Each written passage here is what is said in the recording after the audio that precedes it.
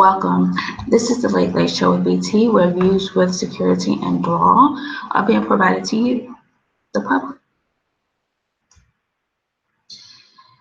We are going to be reading from Teen Vogue, March 2016, Golf, October 2015, Town and Country, August 2016, Parents, December 2015, Good Housekeeping, September 2015, Good Housekeeping, April 2016, and Cosmopolitan, May 2016. And the book is Cross My Heart and Hope to Spy by Ali Carter.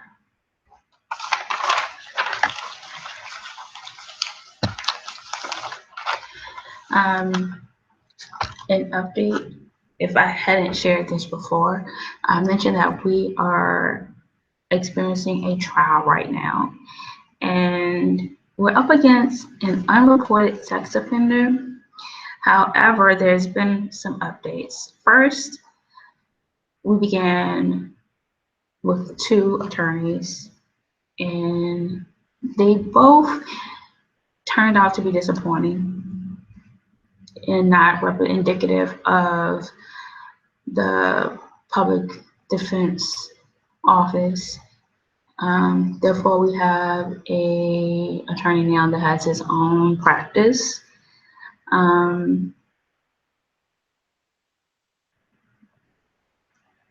However, information has come to light with regards to the sex offender, and evidently there's a similarity to a sex offender that was apprehended in 2004 and has been civilly committed. So that's what that offender is now. But unfortunately, this new attorney of this practice hasn't given me any good feelings about being able to make the connection or make a connection to the sex offender, even though that's not the case, but able to get the case with that information. Or get something about the case. And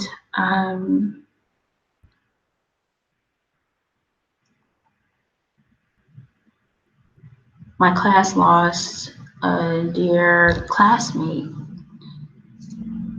and the memorial was on the 16th, and I attended. I wanted to just, even though I didn't have the opportunity to make contact with the sister or the brothers or the mother, I felt as though being present there for the man that passed and for the family, immediate and general and distant, and to share and fellowship with them after the service.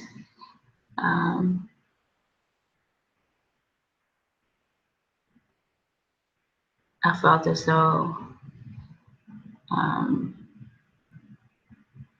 it was appropriate and proper to be present in that way.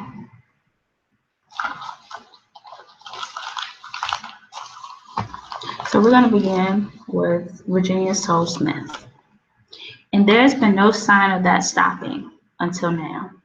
More than half of Americans admit to losing sleep due to stress, and 42% blame it for an increase in family arguments, according to a survey by the Harvard School of Public Health. It's a bit like beating yourself up for skipping the gym. The more you do so, the more likely you are to feel more stressed and skip your workout again and overindulge in a pint of ice cream.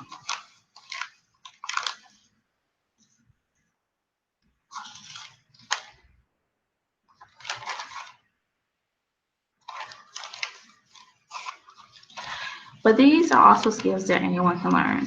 This may be because a positive outlook, however you manage to acquire one, frees up cognitive resources. When you're not in fight or flight mode, your brain has the bandwidth it needs to plan and problem solve.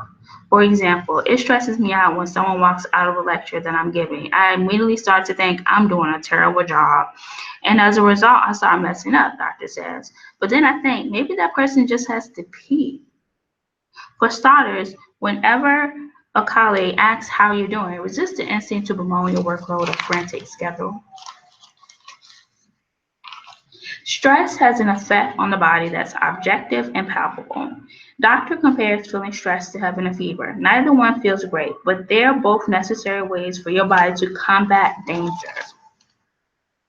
Every day, take a minute to write down 3 new reasons to be grateful and make them specific. Once you started, you'll spend all day scanning for reasons to be grateful.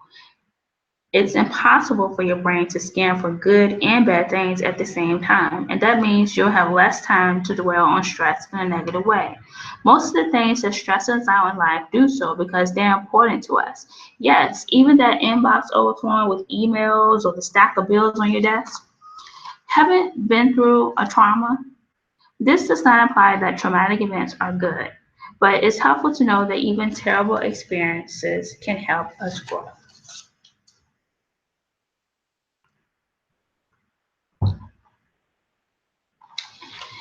I guess I approach stress a little bit differently. Sometimes even just doing this show can bring on the feelings of stress because I have, a certain number of sources that I pull from, and sometimes it seems like it could feel a little overwhelming sometimes because of the method that I use to pull the information out of those sources.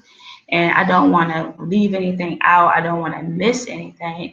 And I feel like I'm the only one that can do it. And what if, that is the case and I miss something? So I just take my time, take a breather, and that's really how, I approach that feeling. It's like an anxiety type thing to try to have like your breath or your body and, just grieve, let it go. Just know that God has you in each moment and, allow that relief to just follow through in that belief. They're stressing about, a certain cover that's summer 2017 and it's not even summer yet. And I'm not in this person's life. He's not in my life, but it's already done, and stressing about whether or not,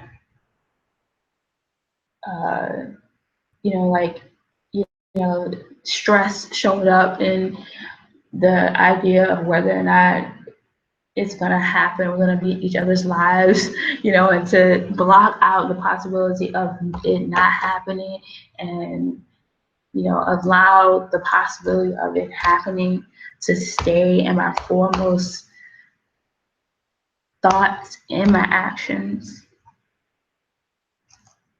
So just another thing, just really caring, not checking my thoughts, but just caring about what I want and allowing my thoughts to reflect that. Better than flowers. Flashy eco terms are popping up on everything from cleaning and beauty products to t-shirts and food. But are they lame or legit? I'm not real quick with the whole green thing. I think that it's a lot of responsibility behind it. And if the organization or the business or the staff or the employees aren't ready for all that means to be really in a community that claims themselves to be green and green acting and eco-friendly, using the green as a term. Um, I don't think that they should be trying to do it. So, it's kind of lame in that sense when they're not really in it. But when they're really in it and willing to do what it takes to stay connected in the community, then I would say they are definitely on the path of being legit. Try the tennis ball trick. I don't have a tennis ball trick. I don't know what the tennis ball trick is. Squeeze it and it'll help you relieve stress. Hair Pro Heather Packer teaches Indian teens beauty skills that offer a path out of poverty. I think that's awesome. Where you have, because there are beauty schools out there that are expensive, they offer financial aid, but they're still expensive. And there's some that don't offer financial aid that's not as expensive, but it's still a cost to it. I know I've tried. I had enrolled in beauty school. It didn't quite work out for me at the time. But it would be awesome to have those type of organizations to help people with a career, that also helps with the funding for it. It may not necessarily be hair or makeup. It takes a special person, not just to really do something like that. You have to have the attitude. You have to have the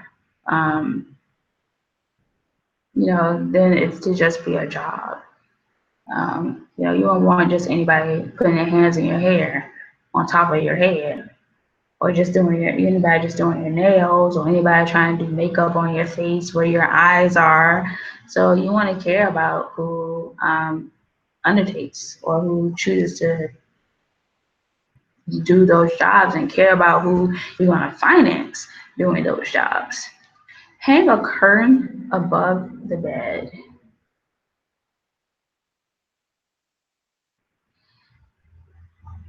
It's an idea so that you have that kind of look where the bed is surrounded by like a really thin sheet or something like that, not like a canopy, but just like it's draping across the bed. I think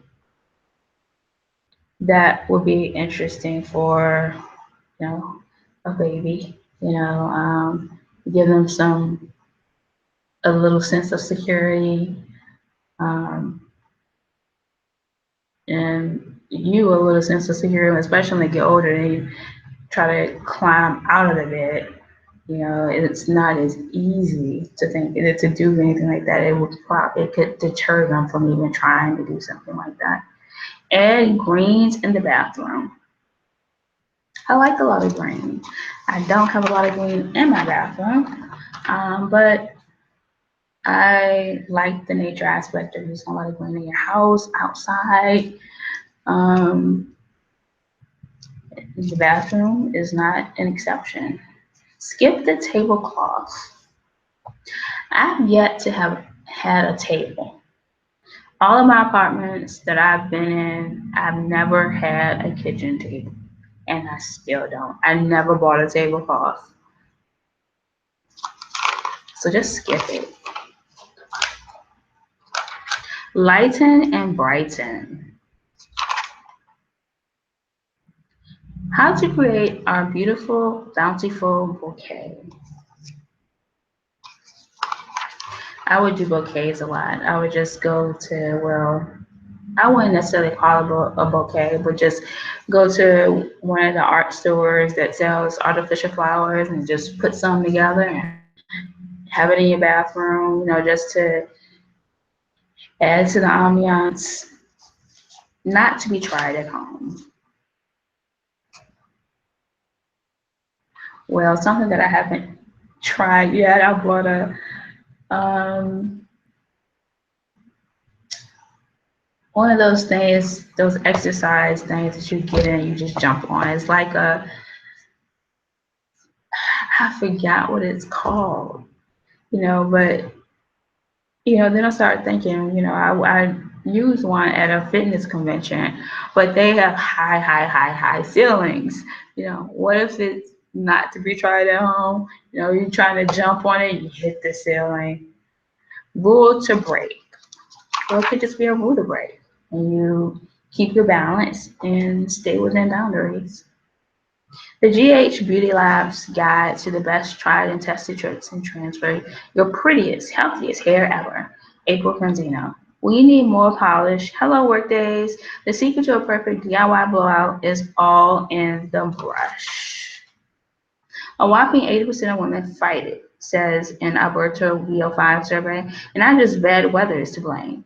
The barrier shields against discoloration and drying from chlorine and salts. So, question for April Fonzino. I've heard microbeads are being banned in beauty products because they're bad for the environment. A new law has been passed banning the manufacturing or selling of items with microbeads, which recent research estimated are polluting waterways at a rate of 8 billion beads per day, she says. Can you imagine going into business and spending all your money on something like microbeads because they're tiny and they're really pretty and pretty colors, and you want to put them and make air freshener artistic to come and learn that they've been banned? Your beauty bag. Needless to say, that will not be in my beauty bag. New core products aim to streamline your beauty routine, combining colors and skincare in one tube. New core products aim to streamline your beauty routine, combining colors and skincare in one tube. That's the Beauty Lab lowdown. Jennifer Stone. If they're having trouble, I tell them if they're hot or cold.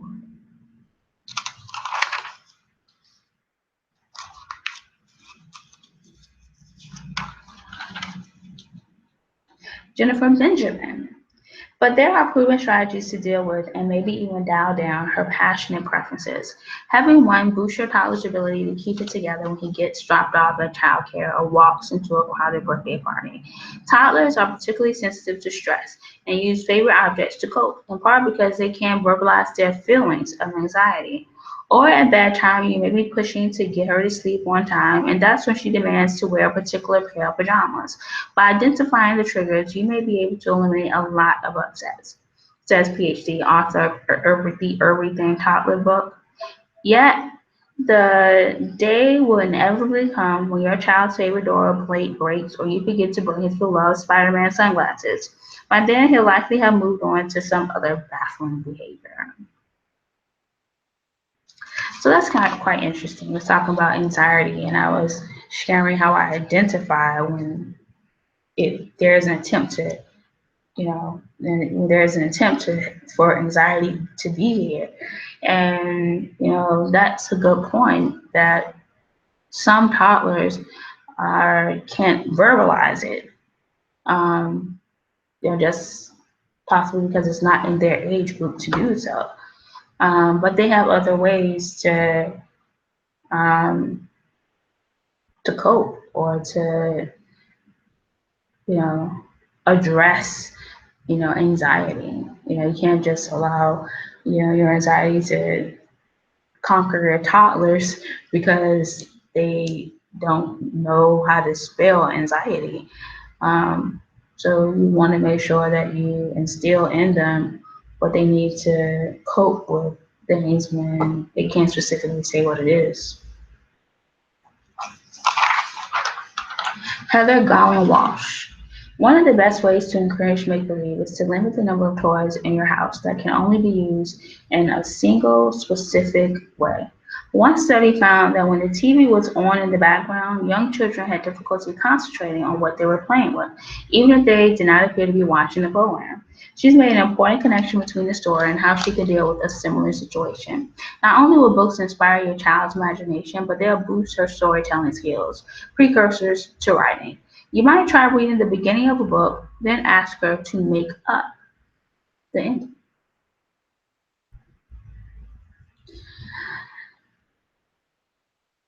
So I've been thinking lately about children and is it possible? Because I initially wanted to have 7 kids.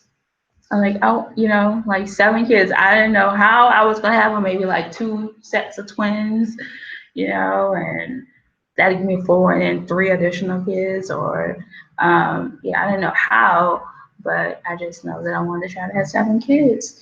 And as I'm getting older, I started thinking about the possibility of, um, how that could be, now. But one thing that I definitely would want to be there. I may not have growing up, I don't recall, I may not recall playing with a lot of little things, but I liked and I remember I couldn't do mime, in dance school. And I thought mine was a way to be expressive and imaginative, but I still found that I could be imaginative in dance. And I enjoyed that. So, even if and even if you're not the type of parent that sit down and play with your kids or know the right toys to buy or the right games to buy, for them to have to foster their imagination, seeking out other resources and other um, communities and other extracurricular activities can also add to them in that imaginative make-believe world while still remaining sane.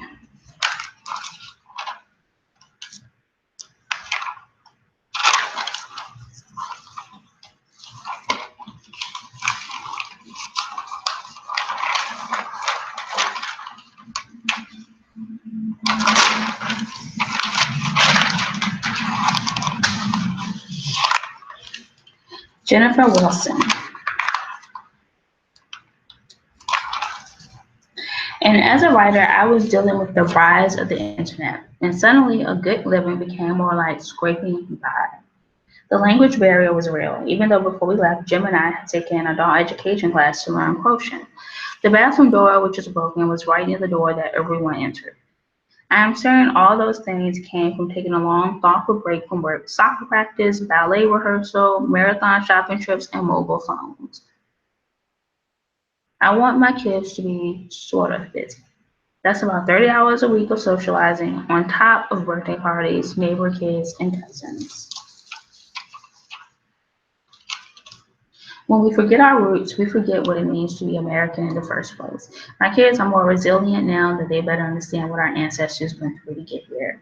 You haven't lived until you've watched your persnickety kid bite it on the ice and then laugh hysterically when you expected him to have a full-on tantrum. I don't know a lot of things, but I do know this. If it weren't for the bond we formed, we traveled far from home, interrupting our overly comfortable lives, I wouldn't have these 2 kids who would still tug at my sleeve at night, asking for another chapter of Harry Potter. Yes, still. So I just want to comment on, she mentioned about not forgetting your roots, understanding what it means to be American, and understanding what the ancestors went through to get here. I guess when it comes to being parents, I want to give our children a perspective that includes other cultures, where it's not just this is what white people was going through, this is how they suffered, this is, but where was united in it with other races and other cultures. Not just this is what Black people went through, and this is what this Black person got assassinated, but what was everyone else going through, and how did this person impact this culture's life, and what was learned from it, what was gained from it, was it, how was that loss? Before the first current rises for the Radio City Christian Spectacular, Nicole Baker, a 12-year member of the Rockettes cast, is busy taking care of her three children, Nathaniel 5, Zachary 3, and Olivia 1. I always compare being a Rockette to being a mom. Both are physically and emotionally draining, but totally worth it, she says. Melissa Bukowski.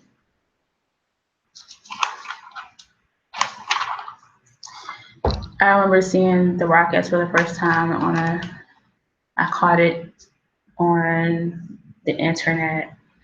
And my dance school, they decided, this was like in 2004 or something, no, 2002, they decided to bring all of their little kids back that are grown up now and do the finale at their recital.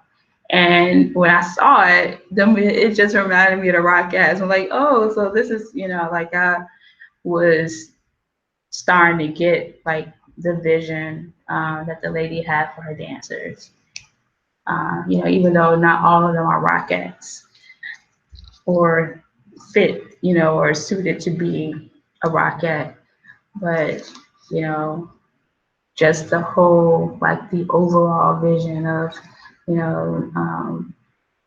what some of the dancers, who they were to grow up to be, like who were these dancers? Are they Rockettes?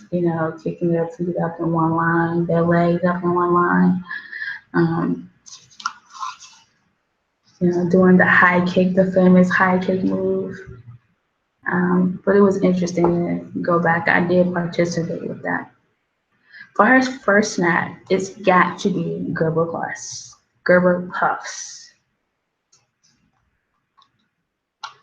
Because they are way more tasty than that toy giraffe.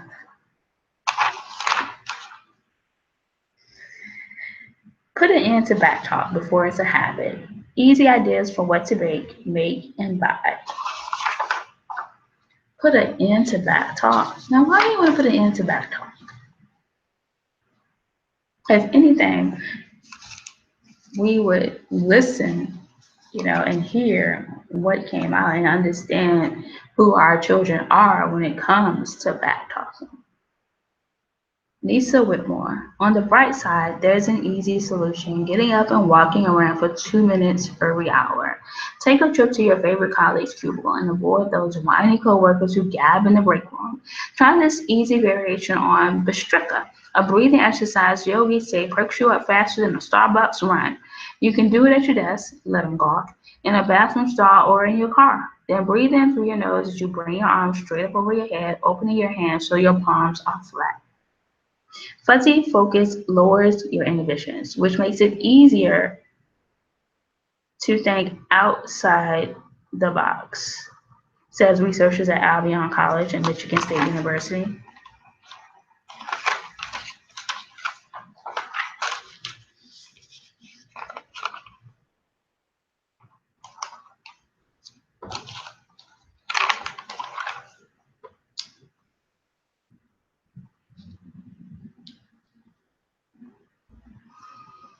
Here, her favorite spots in the beautiful Buzzy, North Carolina destination. I vaguely remember North Carolina. I think I've gone there. I've at least driven through there. Brightening Balm. Top tested beauty awards that will include Brightening Balm. Earn a gold star when you buy these first day goods that also do good. Be the you that shines through. I'm thinking about the guy that I'm so totally and completely in love over, and I like that shine that comes through, that shine that I recognize, that helps me to recognize who he is, you know, and I want to be that same shine for him. Jennifer King Lindley, trading, teasing, traumatic table assignments. Lunchtime is a smorgasbord of tricky scenarios. In this age of allergies, many schools have banned trading, but that can be difficult to police in a busy cafeteria. Children also trade because they want to feel like part of the group. Walking into the cafeteria with food to barter gives them social capital. Your child is stuck at an assigned table away from her friends. It's like being at a terrible wedding 5 days a week. The school probably has assigned seating for good reasons, to make a too brief lunch period more efficient, to prevent shy kids from sitting alone, to discourage arguments about who gets to sit next to whom. Rather than immediately requesting a reshuffling, coach your child on conversational skills he can use to break into the group. Kids have been telling your son his lunches are gross, and he's hurt. To sensitive youngsters, such comments, while usually more thoughtless than mean spirited, can be brutal. That's an interesting idea. Um, you know,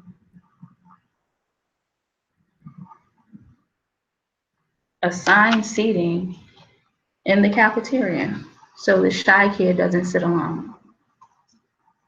For a natural treat your cat will love, try blue kitty yums.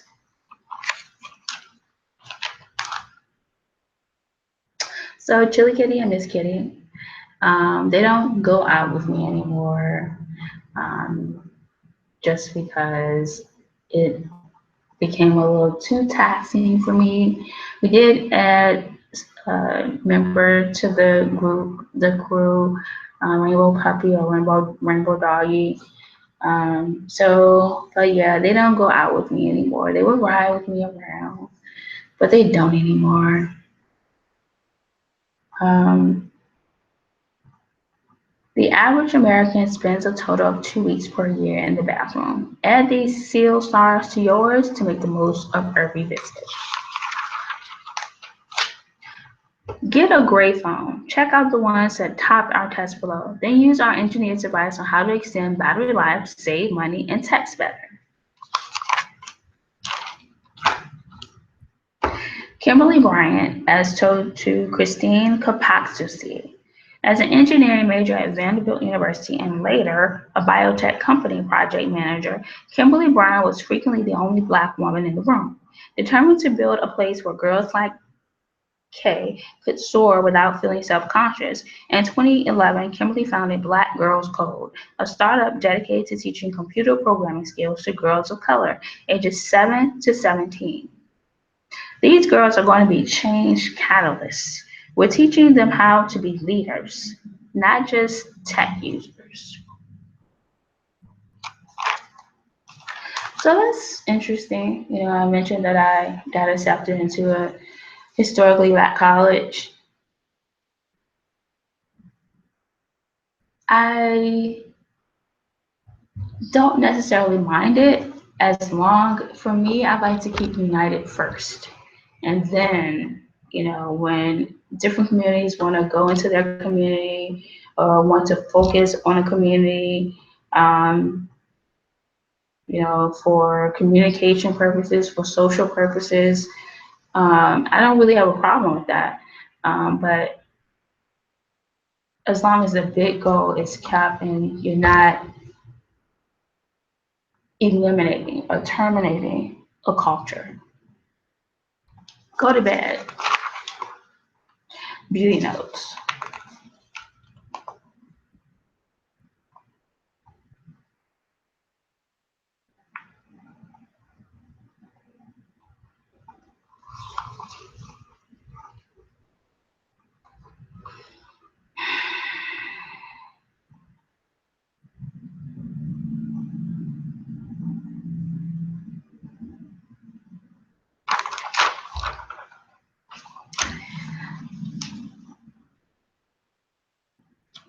I like silver. Um,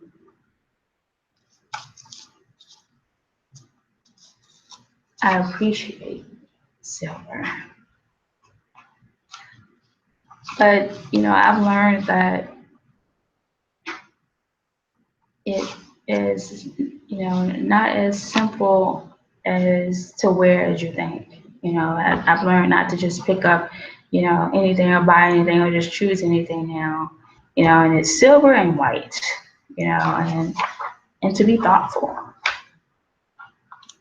So when you're buying unconsciously, just, ask that the beauty note is to ask for thoughtfulness in your choices. Jessica Minkoff. In the years since she was scouted in 2011 by industry legends Jeff and Mary Clark, they also discovered Carly Kloss and Ashton Kutcher. The Zionsville, Indiana raised 20-year-old has skyrocketed to fame.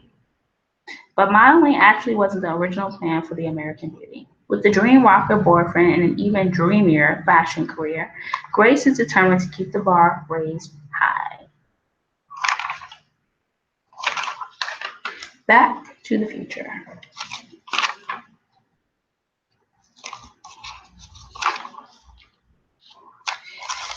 Jessica Simpson Henriquez. In an effort to increase her stamina, Juliet started eliminating meat from her daily menu little by little, began seeing an improvement. By the time she cut out all animal products, Juliet knew she was on to something. Judging by the nearly 500,000 Instagram photos tagged hashtag vegan athlete and hashtag powered by plants, more and more people are beefing up without the meat, and awareness of this plant-filled lifestyle is creeping into the mainstream. In his book, Water and Vegetable Diet and Consumption, Scrofula, Cancer, Asthma, and Other Chronic Diseases, he wrote, my reason for objecting to every species of matter to be used as food, except the direct produce of the earth, is founded on the broad ground that no other matter is suited to the organs of man. I never try to shove my diet down anyone else's throat, but it's something that's been good for me, Juliet shares.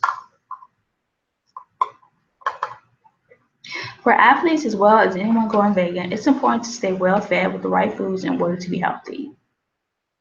Getting enough calories from fresh vegetables, fruits, beans, peas, and whole grains is important to optimize growth and performance, says MD who also emphasizes that vegan teens, especially girls, need to be mindful of consuming enough protein, calcium, iron, and vitamin B12. Charles Passler, DC, a New York City-based chiropractor and nutritionist whose clientele has included Victoria's Secret angels and athletes living all over the United States, says, the biggest challenge that vegans have is getting enough protein, B12, carnitine, and creatine, which are primarily found in meat. Vegans, he says, can give their body what it needs and still optimize their health or performance if they're athletes. If this is something that people are dedicated to making work for them, they first have to know their body. Not only that, but then they have to educate themselves on food science to be aware of exactly what they need to power themselves, he advises. If you're curious about what it takes to become a vegan, these tips will help make the transition a healthy one. So yes, I went through that whole vegan phase, buying vegan hot dogs, vegan burgers. I actually like the vegan hot dogs with the vegan chili, because some of the items, they taste as good, if not more good than what you thought, you were getting from, a meat-based product. The guy had mentioned that the reason that he chose not to eat meat was the reasoning was similar to because what is in meat is not suited for, like, the chemistry that's in the meat or from those sources is not suited for that of a human being. I think that's an interesting point to me. You have things that happen and you don't know why it's happening sometimes physically, and it could be because something that you're consuming, and this could go beyond meat, something that you're consuming just isn't suited for your makeup. And that's the reason for the weight gain, or that's the reason for the weight loss. Mimi Wade, 24. Her pieces boast bold textiles drawn by the designer herself. It's easy to see why, considering she interned in the print departments at Maison Margiela and Jutros while attending Central St. Martin's. Mimi Wade. Chris Benz. The relaxed glamour that is an antithesis to fussy European style is a checkpoint for both me and the brand, Chris notes. Chris also hopes that his collection will be a tonic to those worn out by the oversaturated disposable fashion movement. So many of those pieces are watered down by the time they reach the customer, and we have the opportunity to create irreverent fixed quantities of what we call the cherry on top of your outfit. Chris Benz. Cinema's next female badass has beauty brains and a black belt to boot.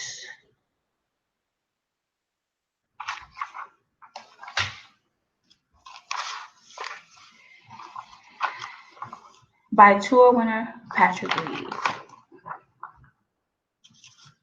It would be unbearable for him to put his 20 or so golf courses, each bearing his all-cap surname, in a blind trust.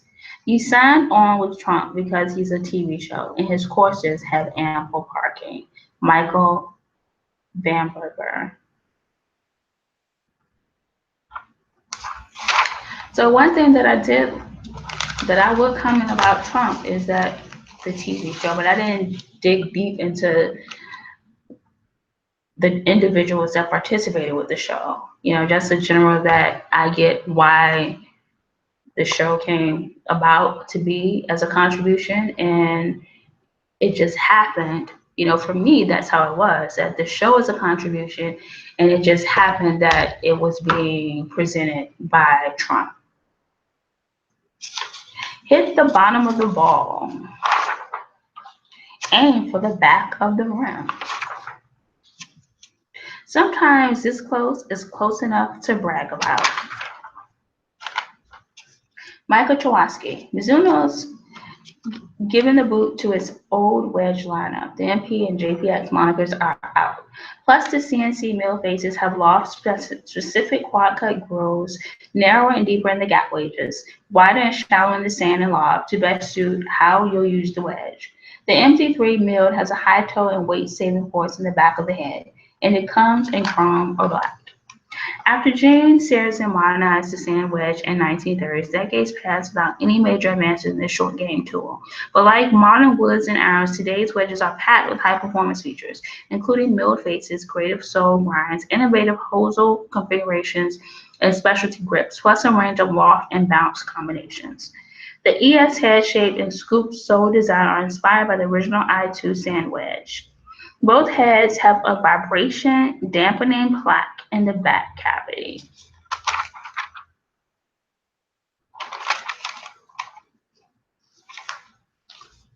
Wow. The Best New Gear by Michael Chowosky and Mark D.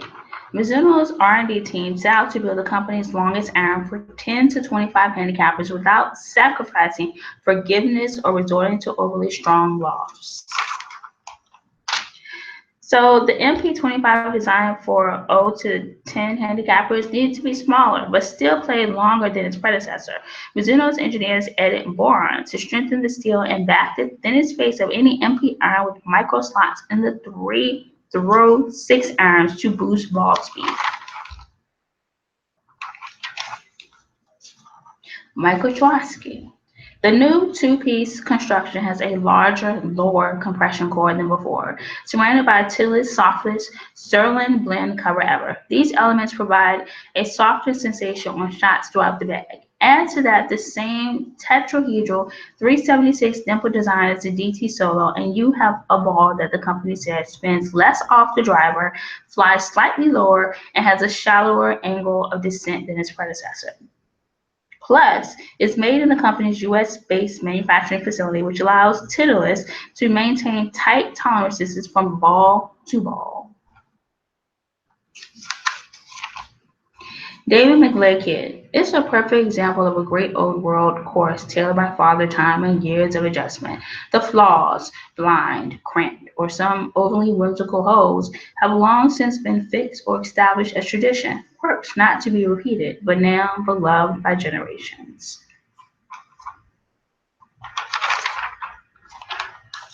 We use the most advanced testing and analysis resources to balance the innovation that can help a golfer, while also preserving the integrity of the playing experience. John Spencer, USGA.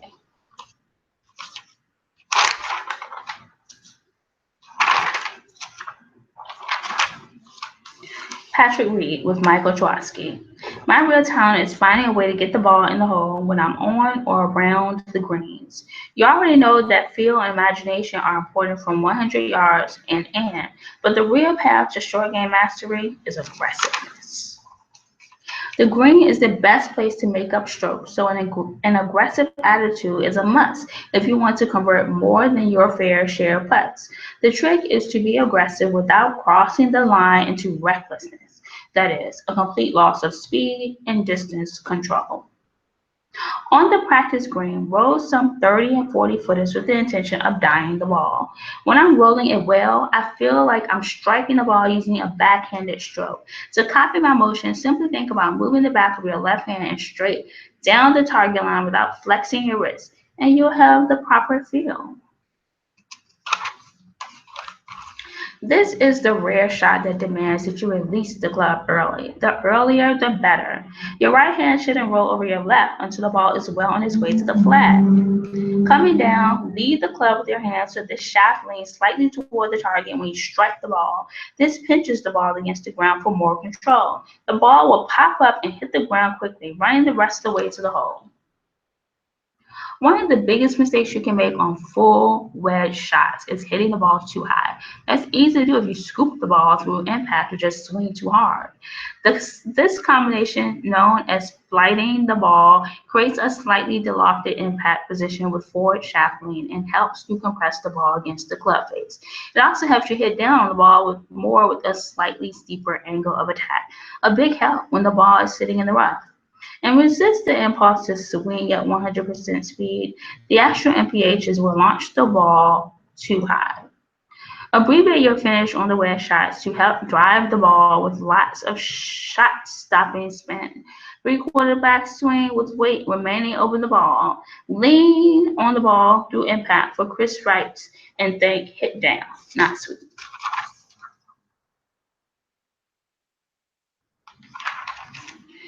Unless the ball is buried or in some other extra tough lie, I always try to hold the shot, just as I do with putts or chips. I also know that the wider sole of my lob wedge will give me enough bounce to swing as aggressively as I want. That means never being tentative with the splash through the sand.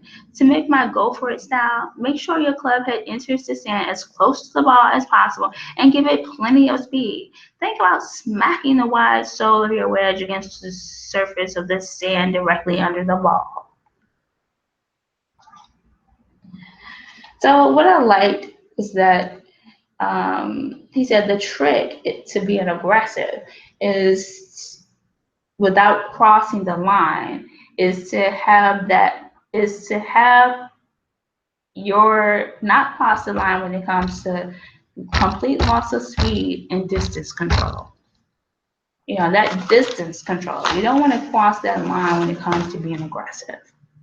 Change your breathing pattern to steady your heart rate and smash bigger tee shots. Point your chest at the ball. My tee box trick instantly grooves a perfect driver strike. Mark Brody. As a golf fan, I marvel at the depth of today's fields and how any player good enough to be on tour is good enough to win any given week. One way to approach it would be to simply count the number of missed cuts leading up to a win, but this ignores players who reach the weekend only to finish at the bottom of the pack. You may think that any player can win in any given week, but trophies rarely go to the ranks of the below average. That is, tour players with a negative strokes gained per round average for the season. His finishes leading up to that triumph. T75 cut, T73 cut, T56. You may think that anyone in the field can win a given tour event, but victories rarely go to below average players. Ask the rules guy. He won't throw the book at you. But I'm not the rules guy. But I still won't throw the book at you. Jessica Marksbury. Interview with Jessica Marksbury of Tony Finau. Not bad, considering how nerve-wracking it must have been to hit balls in front of your idol.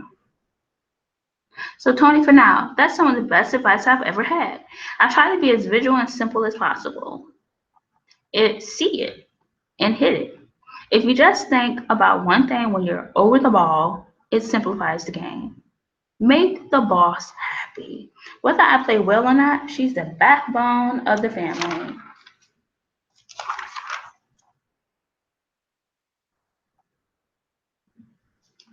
Cameron Morfitt.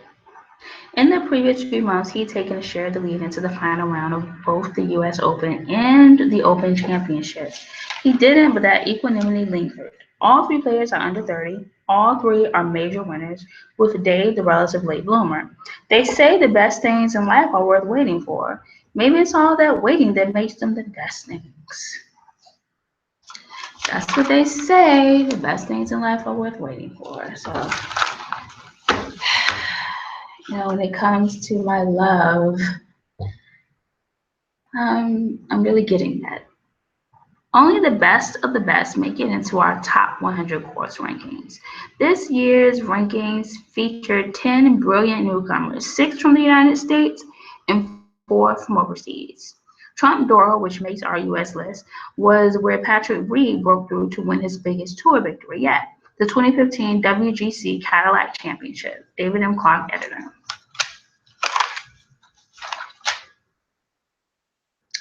Patrick Reed knows how to get the ball in the hole when he's on or around the green, and his secret is simple. What was it again? Be aggressive. The new digital destination that celebrates the best of the best in luxury golf lifestyle. Andrea D. Robillard. An hour later, we were pushing our way down the Banchi di Sopra, one of Siena's narrow, bustling streets, for a traditional pre-palio drink at the bar Pasticceria Nannini. The Palio is often described as the greatest horse race in the world, but in some ways it is not so much a race. There are actually 2 races, one on July 2nd and another on August 16th, as the climax of an all-consuming year-round war between the 17 contrade districts that form Siena. The only way a non-Sienese can participate other than being hired as a jockey is as a cavalaio, a horse breeder. His horses have performed respectably by the usual standards of competition, but his horses have never won, and all that counts in the Palio is victory. The losing horse is not the one that comes in last, but the one that finishes in second place, and Mark's horses have come in second plenty of times. Brucky turned to the camera. Staring helplessly into the lens, Mark said, "Sono in apnea," an Italian word saying that means I'm holding my breath underwater. Money was sometimes scarce for Mark and his siblings, and to supplement her income, Gail opened a shop in Rome where she sold sweaters and scarves made by the women of Borgia. In response, the kidnappers cut off the boy's ear and sent it to a newspaper. Eventually, Getty Sr. agreed to lend Mark and John Paul's father $850,000 at 4% interest, and after 6 months of captivity, the boy was released. Gail then pulled the children out of school and moved back to California. With 2 other local friends, they decided to buy a horse, traveling to Sardinia to look for Anglo-Arabians on the cheap. So they bought 2, Amor and Barbarella, who looked more like a fence than a horse. After riding them in the countryside to build up their strength, in the summer of 1985, they took them to the trotter. 30 or so horses are brought to the Piazza del Campo. Of these, 10 are selected for the race, then randomly assigned to the contrade. Nowadays, the horses arrive in the morning, but back then, they were brought out at night, after workmen had laid fresh turf on the cobblestone streets. That first night, at the beginning of what Mark now calls chuckling the long agony of his career as a cavalario, he watched the horses on a test run gallop in the mist under the great medieval buildings around the empty square. Mark, meanwhile, became increasingly consumed by the Palio, buying some 50 horses over the next 30 years. Siena may be the only place in Italy where the residents don't care about soccer. It was he who spotted Polanski and encouraged Mark to buy him. Once he realized he had a good horse, Selva's captain, Giancarlo Traghetti, began frantically working the phone to hire his jockey of choice, Titia. Titia was lucky he wasn't seriously injured, but his Sardinian pride was wounded, and for the 45 days before the August race, brooding in self-imposed isolation, he plotted revenge. A real Piazzolo, a horse built to race in the square. My only reservation was that the horse belonged to Getty, but I said to myself, I'll be the one who deflowers him. Polanski had not impressed Minichetti in the trotter, but I changed my mind when I saw the results of the first blood test, she told me. Until a generation ago, horses were a brew known as Il Beverone, a bucket full of coffee, egg yolks, and cognac. Siena is considered the birthplace of the banking industry, and for years, Monte dei Paschi di Siena, the oldest bank in the world, founded in 1472, were like a paleo cash machine. After the 2008 financial crisis, it had to be bailed out, and other banks stepped in to keep the race going. Before an overflowing house, the priest held a brief mass, blessed the horse, and gave a final exhortation. Be eterna vincitor. Go down and return victorious. Before the race, I was a wreck, he told me later. The horse ate his dinner, a special mix of oats and chicory, in the middle of the square, inside an elegant box painted in full marble and decorated with the frieze inspired by the facade of the baptistery. 4 centimeters worth, she reported as she returned to the table. Soon Polanski quieted down, and the groom led him back to his stall amid a standing ovation. But the odds are slim.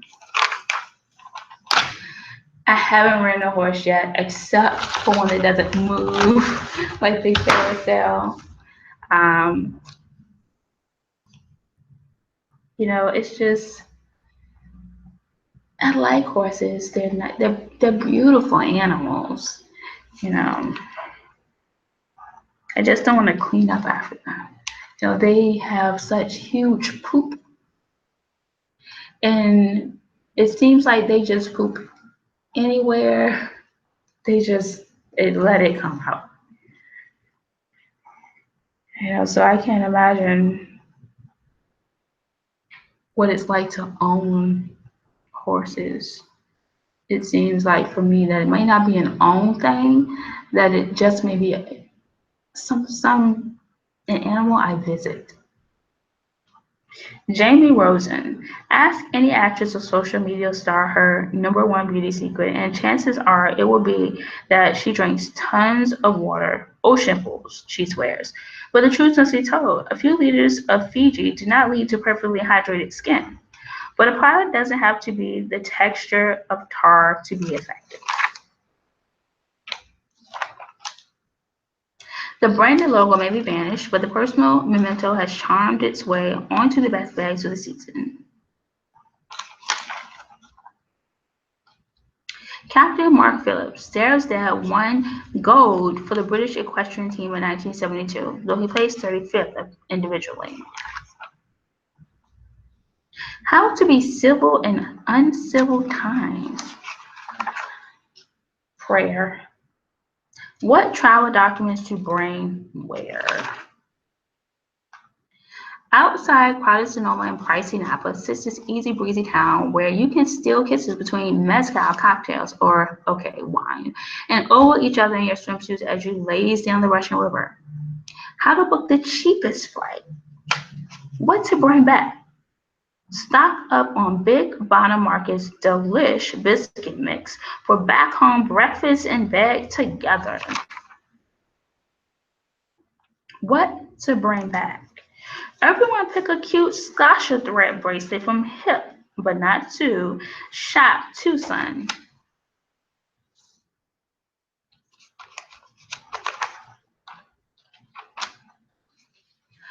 Andrea. I believe you, Annie said, and with those 3 simple words, she became the first person to listen to my entire story of surviving sexual assault. We never expected to be founding the advocacy group End Rape on campus, to be telling our stories in the documentary The Hunting Ground, to be appearing on stage at the Oscars with Lady Gaga, and to be writing a book all before turning 30. Some assaults were physically brutal and some were less so. Less than a week after her assault, Andrea ran a half marathon. In the days after the race, she couldn't get out of bed to go to class. There is no timeline or blueprint to moving on from trauma, and there definitely isn't a wrong way to heal. That is a good point. There is no timeline to move on from it, and there's no a wrong way to heal. How well, except when you try to, when your healing process is abusive, is abusing another. That is definitely not a good way to heal. Have the data to back you up. You know, I've learned sometimes you just don't have the data to back you up. Sometimes you have the knowledge, and you have to have that strength of having the knowledge to back you up.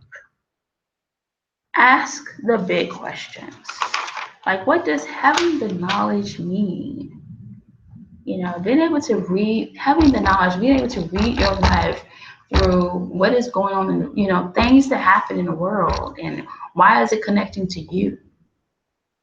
Learn to bounce back. So how can we get them to care a little bit more about contraception?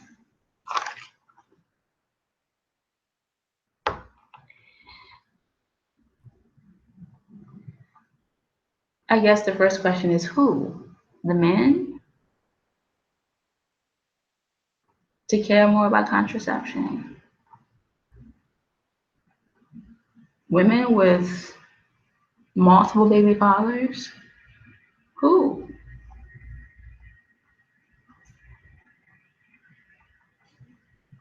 Julian Stern,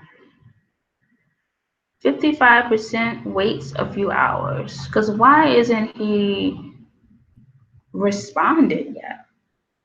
55% waits a few hours. He's too confident for waiting games, but slick enough to let the match breathe for a minute. 13% responds ASAP. Whether quick draw, McGraw wants to bang you or put a ring on it, he's trying to do it yesterday.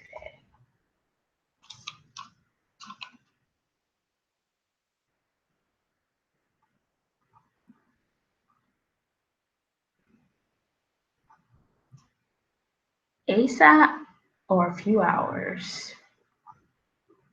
Well, I guess it's okay. You know, the other was a day or a week. So I guess that's more, I guess that's what you can ask for.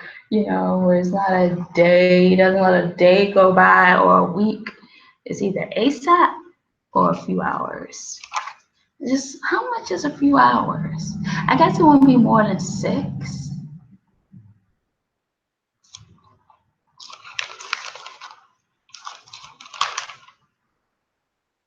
Virginia Pelly, "You're fucking hot," he blurted out across the table at the place we met for Tide.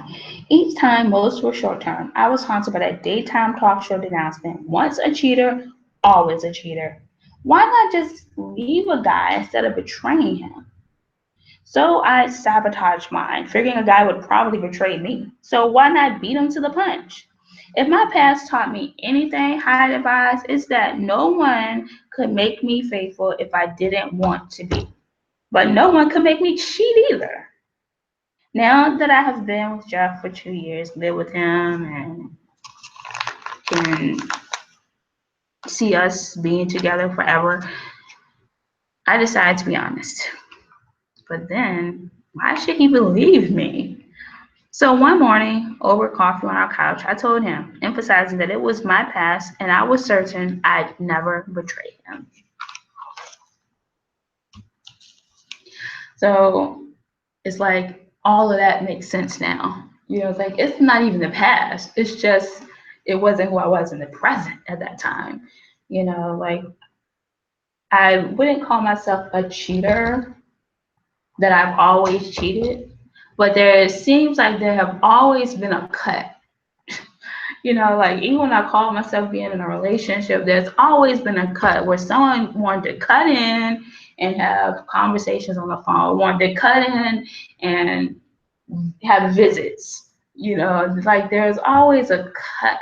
You know, it might not have been like sexual where you were having, you know, having cheating in terms of having sex with more than one person or cheating in terms of kissing more than one person, but I've just never had a situation where there wasn't a cut, where it was just always this person 100% of the time and focus. And it's just hard for me to believe that it could have been any, if that's who I was, then it had to have been that the other person was like that as well.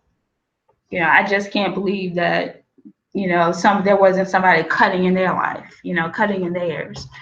And it's just who we were. We were not the ones for each other. Like if like this one's for you, it's like that one is always for you.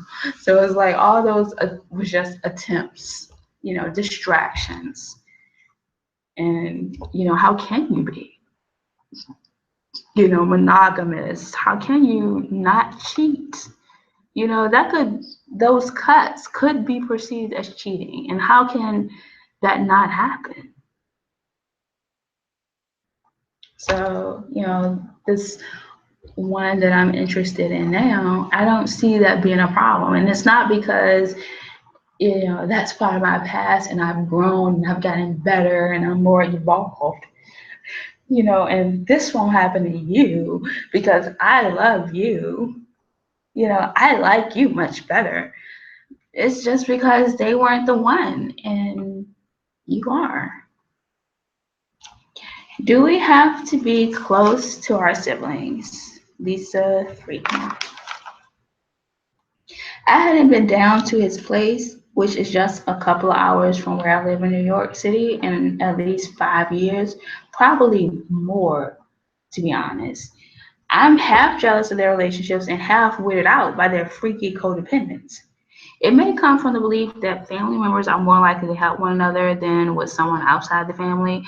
I know my mother loves and trusts my husband, but in her mind, my brother is the only one who is truly unalterably obligated to be there for me when my parents die. They may not be in contact that much, but there's no estrangement or conflict. Despite living just about an hour from her brother, they see each other only when they're at their parents' house. Looking back at our childhood, my relationship with my brother seems pretty textbook. Our jobs are very different. I'm an editor and I'm not sure what he does. Thank Chandler Bing. And our interests are even more so. I like to bake and he likes to climb dangerous mountains. Studies have found that sibling sets made up of two sisters tend to be closest, although obviously there are exceptions. What if I did want to strengthen our bond? The good news is that experts say it's never too late. We're both just really busy, he said, but you're right. We'd be there for each other in a mind.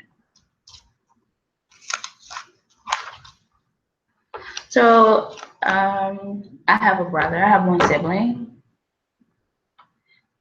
My subject of interest has two siblings. And being with security and law, I do have expectations. I feel as though that we are to have expectations that they are, since they are a part, we are, that they have an interest in who we are. And that who they are in our lives will mimic and show that, that they are a part of who we are. And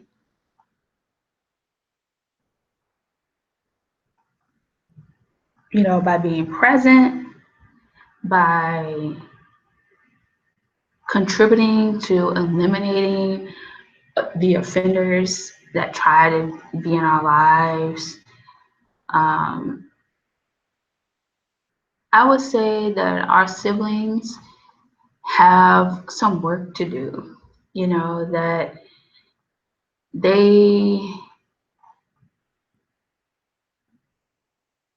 I think that when God made us and put siblings in our world, that they put certain things in our siblings, that relates to what we have with who we are. And I think that what we need to do is inspire and motivate them to discover those things, whether it's the strength to say no, whether it's the strength to leave, whether it's the strength to stay,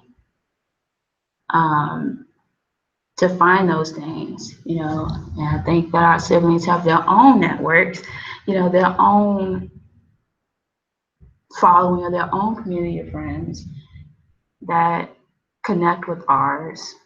And I'm thankful that we even have siblings, mine older, his younger.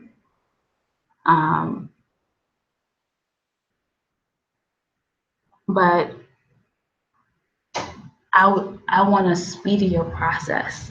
I want to have summer 2017. I think that our siblings can help make it.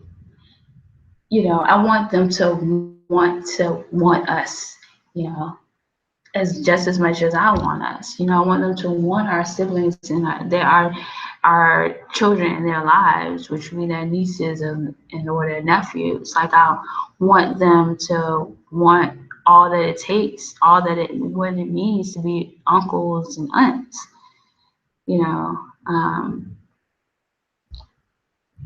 I want them in our lives. I haven't spoken to my sibling, you know, and sometimes it's not about when you haven't spoken to your sibling. Sometimes it's really not about distance or, like not being close. Sometimes the closeness prevents you from,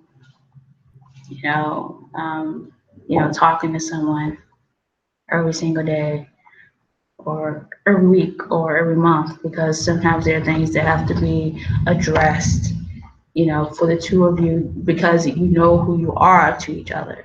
Sometimes things have to be addressed in your relationship to make it more than you knowing who you are to each other, but to make life presents itself as such. So the life, in the living mirrors what you know you are to each other. What's the best sex toy that's worth shelling out for? Evidently, this source shares the Tiani 24K couples vibe, normally $399, but only $199 for Cosmo readers with promo code Cosmo. Through June, well, this is late, has 8 settings that buzz against both of you during sex. Talk about bang for your buck. Michelle T. I wanted my boyfriend to go away forever. Sex with him had always felt blatant and pre-configured. I wanted to live my life around this experience, and I did. I got rid of my thrift store lace dresses and popped on a baseball cap with Dyke emblazoned above the brim. So chanted Queer Nation, one of the big activist groups at the time. We're here, we're queer, get used to it. After all, if it's no big whoop to be gay, why not keep your options open? About 15 years ago, a PhD author of Come As You Are, the surprising new science that will transform your sex life, spoke on a panel about bisexuality at Indiana University. But the liberation cuts both ways. I was attracted to women, yes, but to guys as well. After that boyfriend and I broke up, it seemed likely I would end up in a heterosexual relationship with a cisgendered guy. Anyone I was going to spend that much time with would have to be a real soulmate, and for me, that meant a woman. The sexual fluidity on screen continued through the 2000s. Julianne Moore stepping out on Annette Bening for a tumble with Mark Ruffalo, and the kids are all right.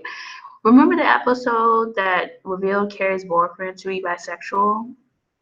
Although my native orientation is so all over the place that no single identity really fits, I found queer to be most accurate as it stresses my allegiance to that community yet allows for lots of wiggle room.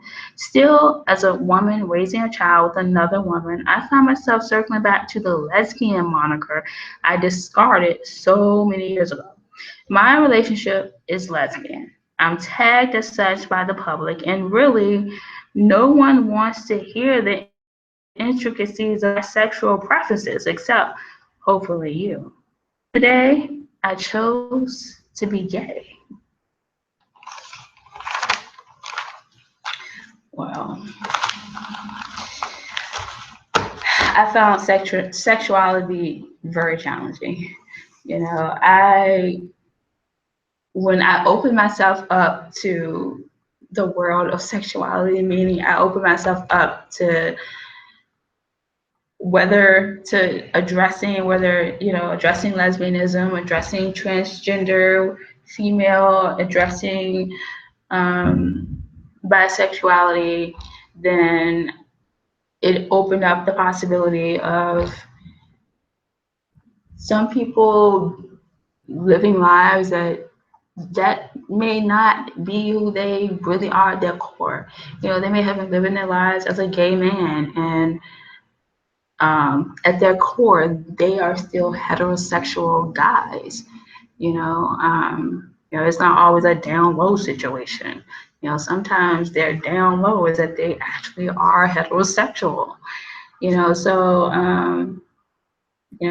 Those type of complexities didn't really appear until I started opening myself up and seeing who I was as a lesbian and seeing who I was as a bisexual, because when you stop and you take a pause for a moment, you begin to wonder, well, maybe what if, I go and I explore this option that was not something that I'm used to. Maybe, what if I explore women, females?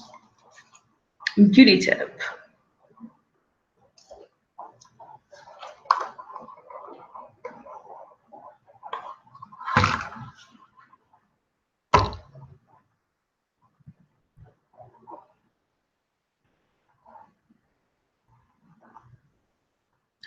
So, are flare still in?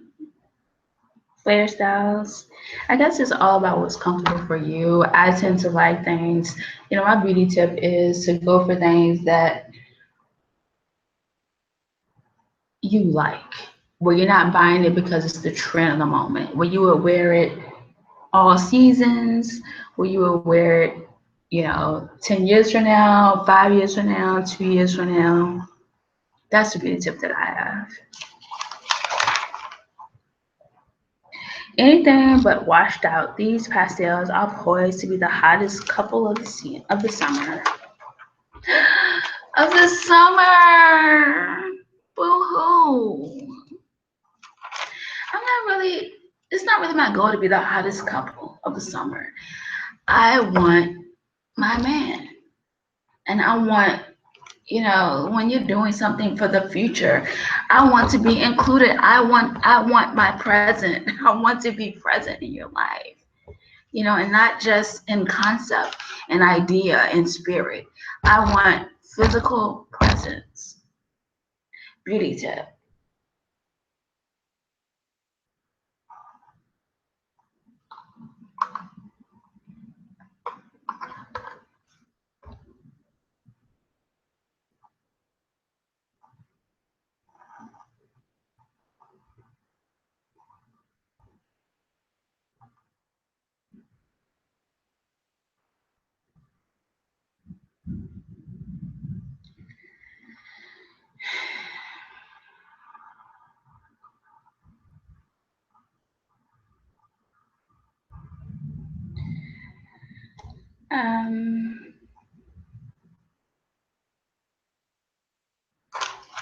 A beauty tip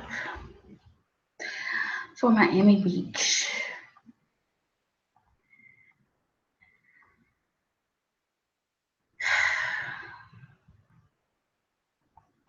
Stay up to date with what's going on in pop culture.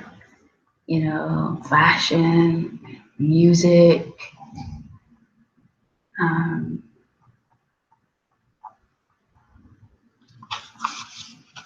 because why Miami Beach? Why Miami?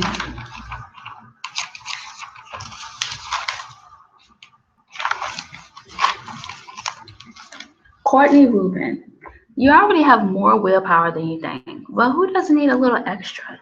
Willpower is a concept invented by psychologists, neuroscientists. On the other hand, tend to study executive function, which includes some of the brain processes involved in willpower, such as impulsive control. When you attempt to steer behavior, patterns of electrical activity in the brain do get out.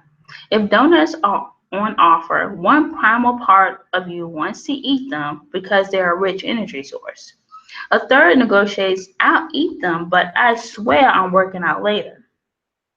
Neuroscientist neuroscientist, director of the Laboratory for Perception and Action at Baylor College of Medicine, likens your brain to a parliament where multiple political parties struggle for control. It's not that you don't have enough mental fortitude to pass on that bear claw. The need for willpower may be driving that craving. Although there isn't consensus, some scientists believe sugar is willpower's fuel, pointing to the crazy amount of energy in the form of glucose the brain uses for smart decision making. By giving in to temptation in the short term, vegging out, your willpower resets, and you'll likely be up for tackling a long term goal, improving fitness after. A University of Illinois study found that people who played a video game for 5 minutes before the gym exercise for half as long as non-players. The brain doesn't differentiate the usefulness of actions, only that you've already acted.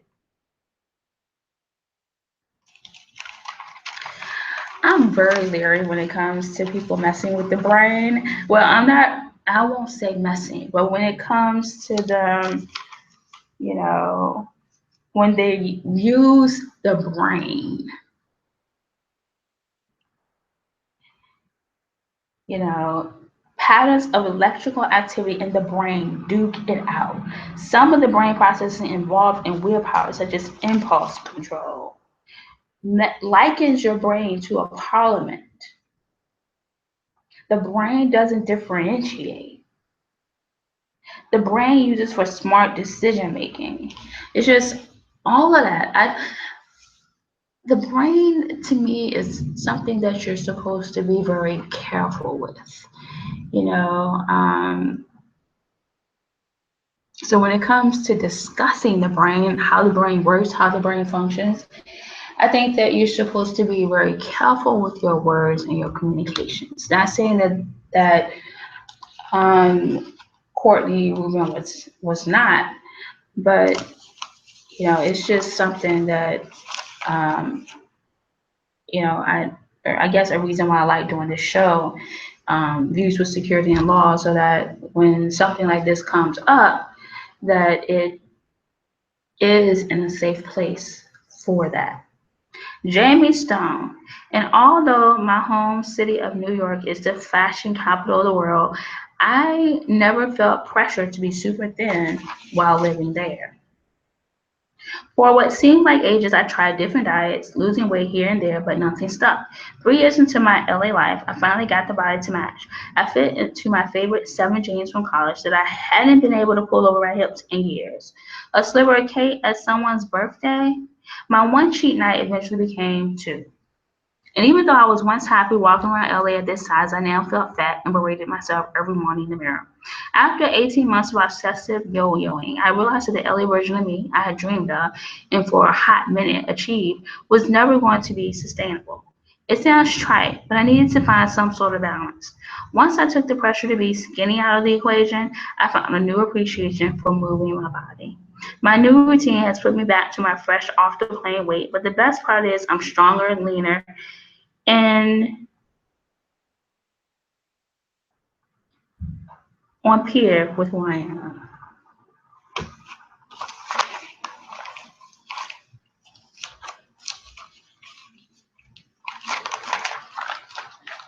Lee Wire. 2 weeks into my inaugural job as a beauty assistant, I got my very first facial. My then boss, swamped with deadlines, sent me in her place to meet the Sonia Dakar.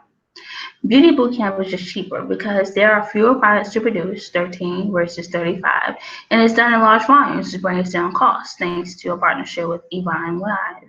The best part, the bundles, 2 to 4 piece curated sets, take the guesswork and potential irritation out of creating your own regimen. They're also cheaper than buying the products individually. Tune in to see Sonia and the Beauty Bootcamp movies. Go to evine.com to stream. Lee Wire. So if you want to be a nail artist, after, well, let's begin with if you want to be a makeup artist. And this is with Jessica Matlin. That's one of the few things I've learned from working with the Kardashians. I've never seen one of them be late to set. Practice on anyone you can to build your confidence and skill level, but they became our signatures. They've never been late. Oh my gosh, what if we can never have a Kardashian on the show? Because this is a late show. Never late. If you want to be a hairstylist or colorist, it's one of the best pieces of advice I ever got. I sketched the beach waiver her rotating curling iron. If you want to be a nail artist, after learning I did my sister's nails, Mary sent a 16-passenger limo to bring me to her high-rise to do hers. I saw makeup artist Pat McGrath in the back of the room mouthing, "No!" Sharing your work on social media is a huge part of the business today. I wanted to be available for any last-minute day job, so initially I worked as a personal assistant and cleaning lady at night to meet ends meet. So that was nail artist, makeup artist, hairstylist, or colorist. I really, just being, having a fashion background, I'm inspired by the creativity of artists or makeup or hairstyles. The only thing that, the challenge that I would found being in it is the artificial aspect of it, because I wouldn't want to put on artificial nails. I wouldn't want to do artificial hair. Um, you know, but I was interested in doing wigs, a certain type of wigs, though. Certain type of wig, certain type of makeup. Jessica Matlin. Even the most seasoned noses found Angel beyond anything they smelled before. The industry couldn't believe someone had the guts to launch something so out there, says a VP at the North America Fine Fragrances division of Sturm Rise, which produces some of the world's biggest perfumes. By the late 90s, Angel had become a true blockbuster, a fragrance so unique and buzzy you knew it the second you smelled it. That confectionery scent and others like it will come to be known as a gourmand, an entirely new fragrance category inspired by edible ingredients. Brands saw that gourmands were hugely profitable, so there were a lot of Me Too versions, says Chandler Burr, the renowned fragrance critic. By the early aughts, many minimalistic palette cleansers like Dolce & Gabbana Light Blue, as well as grown-up florists such as Michael Kors, Michael and Sarah Jessica Parker's Lovely, began stealing some of the spotlight from gourmands. According to a study by the Smell and Taste Treatment and Research Foundation, the scent of baked goods and dessert can enhance male sexual arousal, sex appeal, and comfort in one bottle. The bottle is a dead giveaway. With its layers of drippy caramel and sugared orange and mandarin slices, this is next level girliness.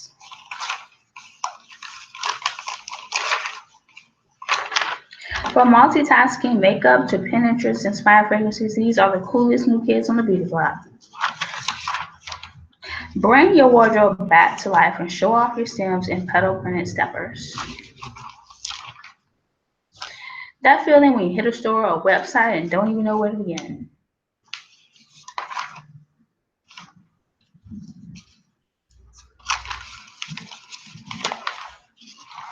Tia Williams. My book Lust was so overwhelming that I actually wanted to be the protagonist. I was going to be a novelist and write stories about fabulous badass heroines who look like me. Why aren't our stories breaking through? That's because most of the people making decisions about what Americans read aren't personally intimate with everyday blackness.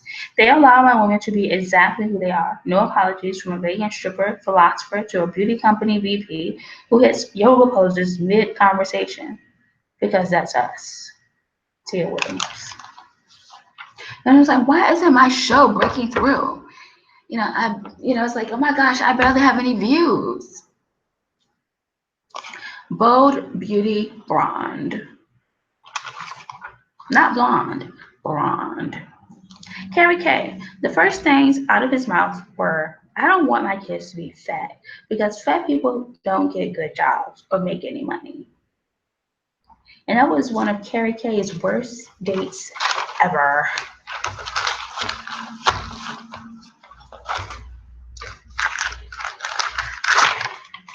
Our out-of-network spotlight. Finally, a lipstick that loves you back. Luscious, full coverage color you'll love. 8-hour moisture that loves your lips in return. 100% natural ingredients. Smooth satin finish. 14 versatile shades. Our out-of-network spotlight. Burt's Bees.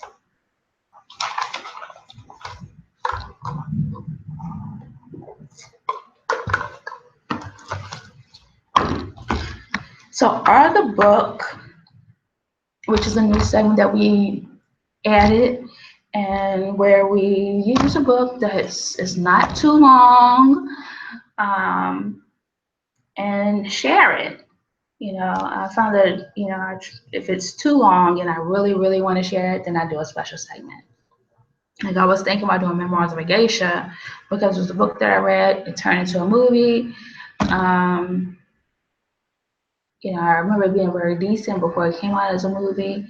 And I watched the movie just recently, and I'm really thinking about it, but the print is so tiny and it's still a big book. So then I was thinking that when we do these in the book, like if I were to do the book with the Memoirs of a Geisha, the book, it would make for a different movie. So it's like all those things to think about when you do it. Even though it's recorded and published, it still would be a different movie. So I'm trying to be sensitive about things like that now. But this is by Ally Carter, Cross My Heart and Hope to Spy. It's by the author of I Tell You I Love You, but then I'd have to kill you.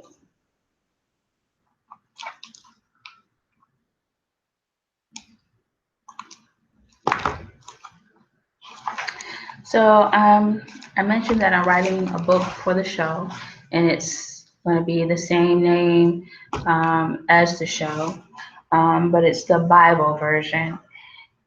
And in it came the topic of spy. So I had come across this book, and I thought it would be good to just see what it's about. Cross My Heart and Hope to Spy, Ally Carter.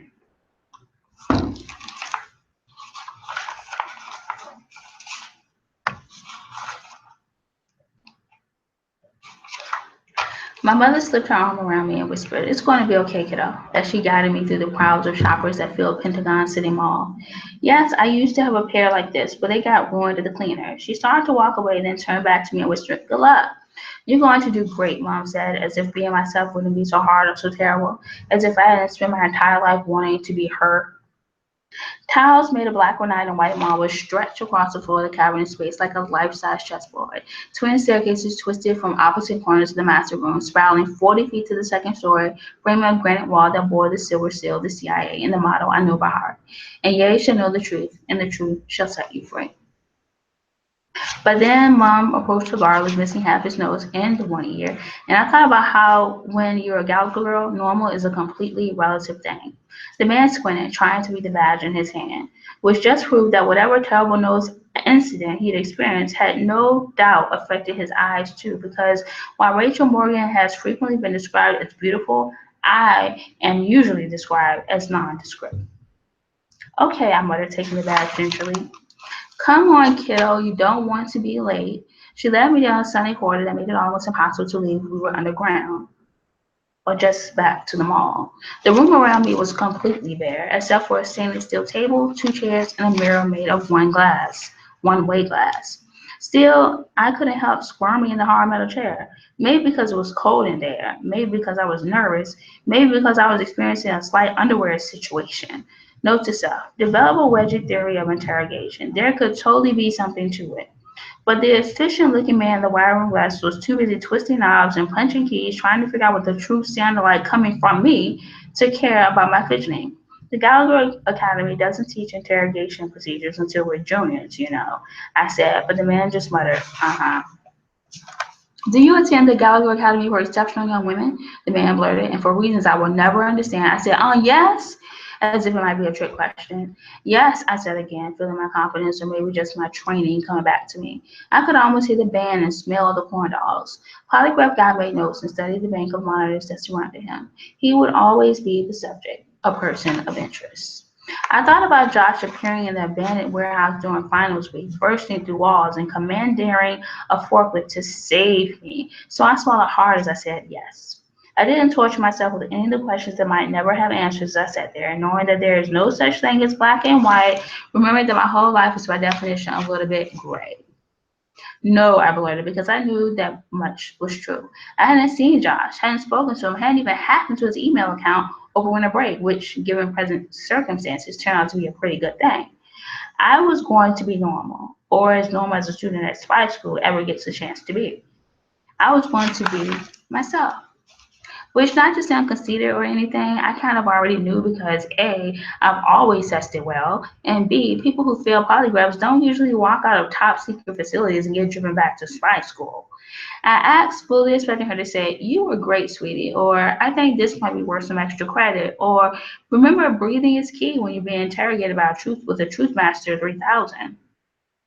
We sat in silence till there was nothing to see outside my window but the tall stone fences that circled the Gallagher Academy grounds.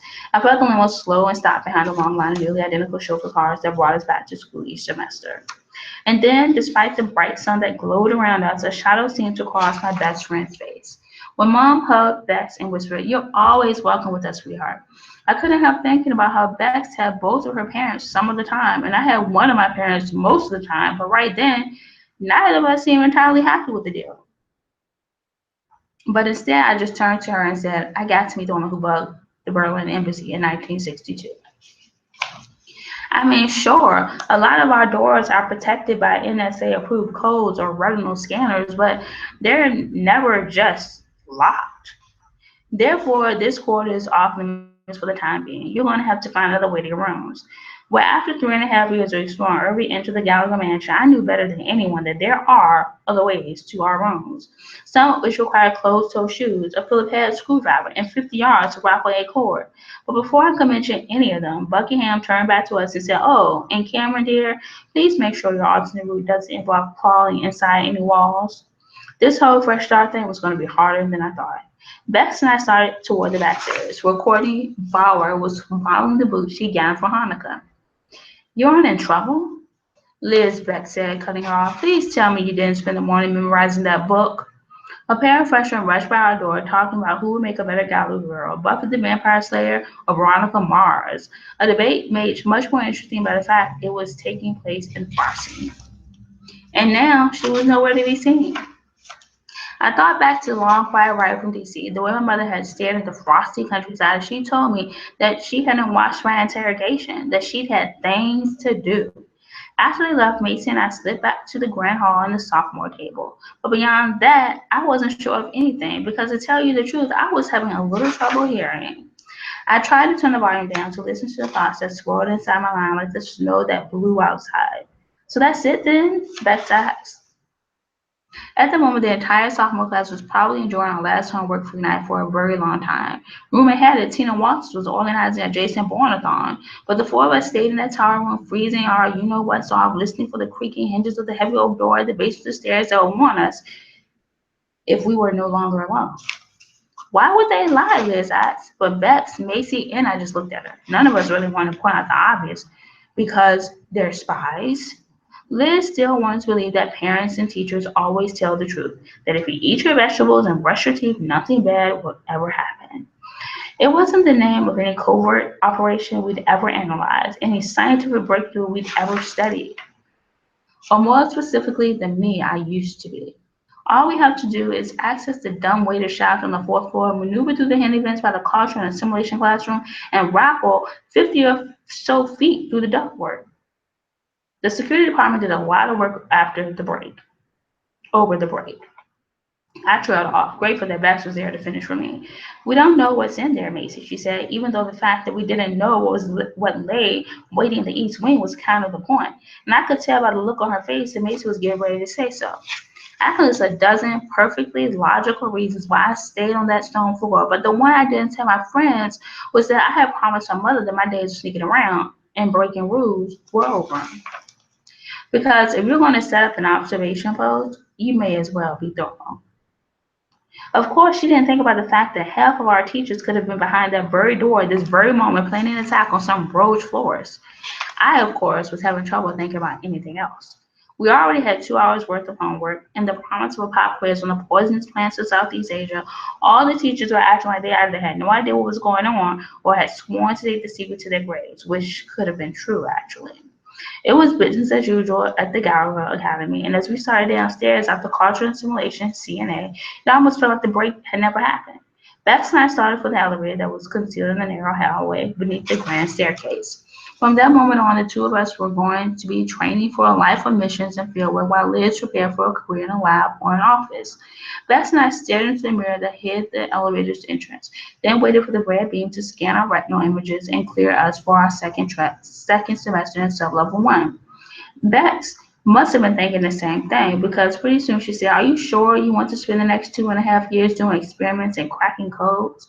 Because the code ops class is going to do underwater exercises eventually, and you know Mrs. Almer will have to take his shirt off." Liz watched the door slide close behind us. Then Bex turned around and yelled, "But Mr. Moskowitz might go topless sometime too." They're made out of paper that will disintegrate if it's ever exposed to natural light, just to be on the safe side.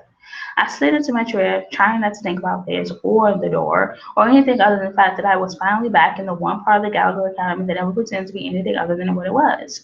That was before Tina Walters leaned toward me, grinning and snapping her gum as only a third-generation spy/gossip columnist's daughter can do. "Because I heard you put up a good fight, but that they eventually pulled your Christmas stocking over your head and rolled you up in a tree skirt." I was with the Tina back said, "Do you honestly think they could have taken both of us?" Well, my first thought was that cell level 1 had become contaminated with some kind of hallucinogenic chemical because the girl who spoke sounded like amphetamine. But there was no way amphetamine belonged on the covert operations track of study. And that's not the kind of thing that usually screams, "Let me parachute onto the roof of a foreign embassy to bug the ambassador's cufflinks," if you know what I mean. In other words, don't bother to plant cameras in the living room if your target never shuts the blinds. I started writing everything down, but then Mr. Solomon slid Eva Alvarez's notebook off the desk and into her open bag.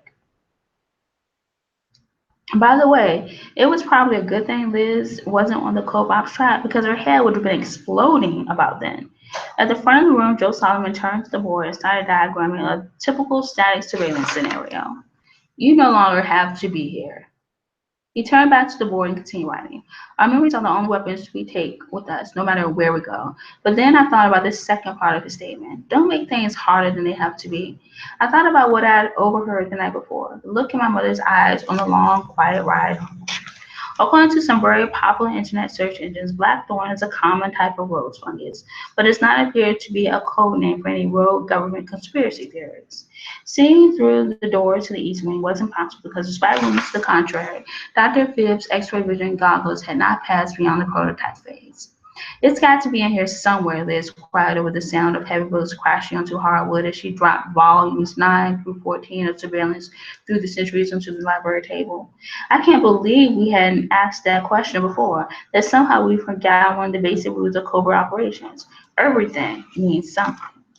Do you know how current something has to be not to be in these books?" Liz asked, backing away, sounding slightly terrified and a little bit giddy. She looked at the volumes on the table as if they were so dangerous they might explode, which is silly since everyone knows it's so top secret they're exploded. Read them without clearance books are stored in sub-level 3. And then Bex, Liz, and Macy looked at me as if this was the best plan ever. I mean, I know a little something about plans, having helped my father design a Trojan horse type scenario to infiltrate a former Soviet nuclear missile silo that had been taken over by terrorists when I was 7. I felt Bex's eyes on me and knew what she was thinking, that I was going to be spending the evening with my mother. But then I thought of my mother and wondered what kind of daughter I would be if I did. One time, I accidentally spilled all of Bex's detangling conditioner, refilled the bottle with volumizing conditioner, and her hair got really big for a few weeks, but I never told her why. On the first Sunday after winter break in my sophomore year, I helped Liz in plant a camera in the watch Mama gave me for my birthday. But that Sunday night when I sat in my mother's office eating microwavable crab puffs and fingering my new custom-made spy watch, I thought about my cover, hungry daughter bonding with her mother's mentor. And at the moment, I seriously wanted to back out, to put the watch in my pocket and forget how I already memorized the exact position of everything on her desk in case I got a chance to snoop and then had to put things back. Even though she seemed to be fine now, I thought about the worried woman I shared a limo with from DC and the conversation I overheard. And then before I could stop to think, I blurted, "Do you have any fingernail clippers?" Mom carried a small pan into her private bathroom and turned on the water. And that's when I took pictures of every single thing in her trash can. Had Mr. Morgan had eventually been fighting off a cold because her trash contained 14 used tissues and an empty bottle of vitamin C. I smiled and waved my manicure fingers and thought, I am a terrible daughter. I know this semester is going to be a big adjustment for you, kiddo, Mom said. Yes, that's right. Not only was I invading my mother's personal space right under her nose, but that's the moment she chose to tell me how proud she was of my new and improved behavior. I'm not feeling too well, I said, and slipped the picture back to where my mother kept it hidden. I think I just need to go to bed, I said. Then I opened the door, and there in the hall of history, I saw Bex. The operative modified a mobile observation device, aka Macy's new digital camera, and attached it to the bookcase across the entrance to the headmistress's office with a retractable adhesion unit, aka duct tape, and programmed it to take pictures at 90-second intervals. For a split second, everything seemed to freeze. But then I heard my mom say, "What is it, Cam?" It's just that my friends are completely insane on the other side of the store right now doing things that they really aren't supposed to be doing. And if you catch them, you'll be really mad or proud, but probably mad. Because technically at that moment, the best possible place was between the headmistress and my roommates. But then a bang on the door cut me off, and I had a bad feeling that Liz had fallen from Bex's shoulders and knocked herself unconscious on the doorknob. I had to buy some time, a minute, 30 seconds at least, so Bex, Liz, and Macy could pull themselves from their hiding place and get out of there. So I said, "Oh, hello, Mr. Solomon," because Madame Dabney has trained me to be socially gracious, and Mr. Solomon himself has trained me to act normal under the most abnormal circumstances. "Miss Morgan, I hate to bother you, but—" Mr. Solomon looked past me toward my mother. But there's a difference between getting caught and allowing yourself to be found. And right then, Macy, Bex, and Liz were walking through the hall of history, hiding in plain sight. Deep down, all I really wanted to do was put on my comfy pajamas and go to sleep and brush the crab puff taste out of my mouth, but not necessarily in that order. And getting debriefed by the security department isn't as much fun as it sounds, guys. We can wait until everyone goes to bed and then break into the office. I snapped, maybe because I knew better than to let Bex work up any momentum, maybe because I was still completely on edge. I started for the bathroom, but Bex was right behind me. "That's Mr. Solomon, Macy," I said, starting for the bathroom because, well, I didn't want to cry in front of my friends. "No, Macy," Bex said, saving me the trouble. I glanced in the bathroom mirror and saw Bex turn from the screen and catch my eye in the glass. We study a lot of dangerous stuff at the Gallagher Academy, but there are some things so feared that they're never, ever mentioned. But she didn't have to finish because they're magnified, enhanced. I saw what I hadn't noticed in my mother's office. But by the time Professor Buckingham took the podium and announced, "Today we will be reviewing the origins of the clandestine services, beginning with the Montevillian theory of operative development," I knew I wasn't going to be waking up anytime soon. Since its publication more than 2,000 years ago, The Art of War has been the definitive thesis on warfare and deception, she read from her notes as warm sunlight drifted through the windows and lunch grew heavy in my stomach. Then Buckingham stopped talking. Buckingham went back to her notes. It was maybe the worst possible time for a Cove Ops assignment, and yet 3 minutes later, as I buttoned my winter coat and ran down the grand staircase with the entire sophomore Cove Ops class, I stopped thinking about the picture and the foul. I turned to my left and saw nothing but snow in the vast open field that lay between the mansion and the woods. "Then how are we—" I started, but then I trailed off. I squinted and blinked, making sure my eyes weren't playing tricks on me, because I could have sworn the ground shape began to shift. I thought it was the biggest building in the world, but today I looked through the helicopter's windows and watched the mansion grow smaller and smaller until it looked like it was in a snow globe that someone had given a good shake. Was there going to be jumping? I don't know if it was turbulence, nerves, or the sight of the blindfolds in Mr. Solomon's hand, so my stomach did a little flip. Well, it turns out, a while is exactly 47 minutes and 42 seconds, because that's how long it was until I felt the helicopter's quick descent. All I knew was that we'd been in the air for almost 48 minutes and I really had to go to the bathroom. Gadgets to generations better than anything we've ever had were at our fingertips. It's about the prickly feel on the back of your neck, the little voice in your head that tells you when something isn't quite right. Last semester, some of you looked directly at me proved that you're pretty good at not being seen when you don't want to be. The bad guys could be anyone. They could be anywhere, and the odds will always be in their favor. He eased toward the back doors of the van. If this op is hard, Miss Summers was straight off, and for a second he wasn't just a teacher, he was my father's friend. It's supposed to be. The doors swung open, bright sunlight streamed inside, and by the time we heard the heavy metal clank of the doors again, Joe Solomon was already gone. We crawled one by one out of the back of the van and stood for a long time, staring down the grassy promenade that ran between the Washington Monument and the United States Capitol, the heart of Washington, D.C. After all, he'd been telling us for weeks that surveillance is all about home court advantage, and that the more limited location access is to the public, the easier it will be to see someone who doesn't belong. But that day, Joe Solomon had brought us to a place where tourists converge from all over the world, a place that's home to everyone from panhandlers to politicians. Macy, by the way, swears there isn't much difference. But the spy in me knew that getting there, tail-free, by 5 o'clock would be a whole lot harder than clicking our heels together and wishing for home. It's like when guys who would normally hate being freakishly tall discover basketball, when girls with abnormally long fingers sit down at the piano. Look at the right side, Cam. Beth glanced away, then back, and for one of the bravest people I know, she seemed almost afraid to say, "Not over Josh." And hearing it, to be honest, sounded strange. But that's what spies do. We pretend. At one point, Beth had almost talked me into crawling out the bathroom window in the Air and Space Museum, but a U.S. Marshal walked by and we decided not to press our luck. The seconds ticked by and the sun went lower, and soon the shadow of the Washington Monument stretched almost to full length of them all. Bex and I shared a worried glance because there are reasons operatives go radio silent, and most of them are not good. I said to the brunette next to me because while most girls are on the whole strangers with candy thing, the strangers with compliment strategy is still remarkably effective. And then Bex and I each said the first name that popped into our heads, McKinley. We looked at each other and shared a very subtle laugh as the escalator carried us deeper and deeper beneath the city. One of the girls, Caitlin with a K, whispered to another girl, Caitlin with a C, "Are they back there?" Beth and I might have exuded a panicked vibe about them because Kate leaned in to explain. These two hot guys have totally been checking us out. Sure enough, red baseball cap guy was back there. By now he was dressed like a Navy lieutenant. And 10 feet in front of him, we saw the boys from the bench. And everyone was off racing to the bottom of the escalator and dashing to the end of the train. Overconfidence is a spy's worst enemy. So to be on the safe side, Bex and I decided to split up when we left the metro station. I slipped to the child of the metro station and watched Bex ascend the escalator, then waited long enough to be certain no one followed her. Then I headed to the elevator, but as I reached for the button, another hand beat me to it. "Hi," I replied, pushing the button again, hoping to make the elevator come faster, because the last time a random boy had said hi to me, things had ended badly, like Mrs. Solomon practically being run over by a forklift. Badly. The boy rested against the railing. He was slightly shorter and broader through the shoulders, but in the blurry reflection of the elevator doors, he almost looked like Josh. So the boy said, pointing to the crest on my coat. The elevator seemed to move slower and slower as the clock in my head ticked louder and louder, and I thought about how Mrs. Solomon might make us walk back to Roseville if no one achieved our mission objectives. The boy was smiling, shaking his head.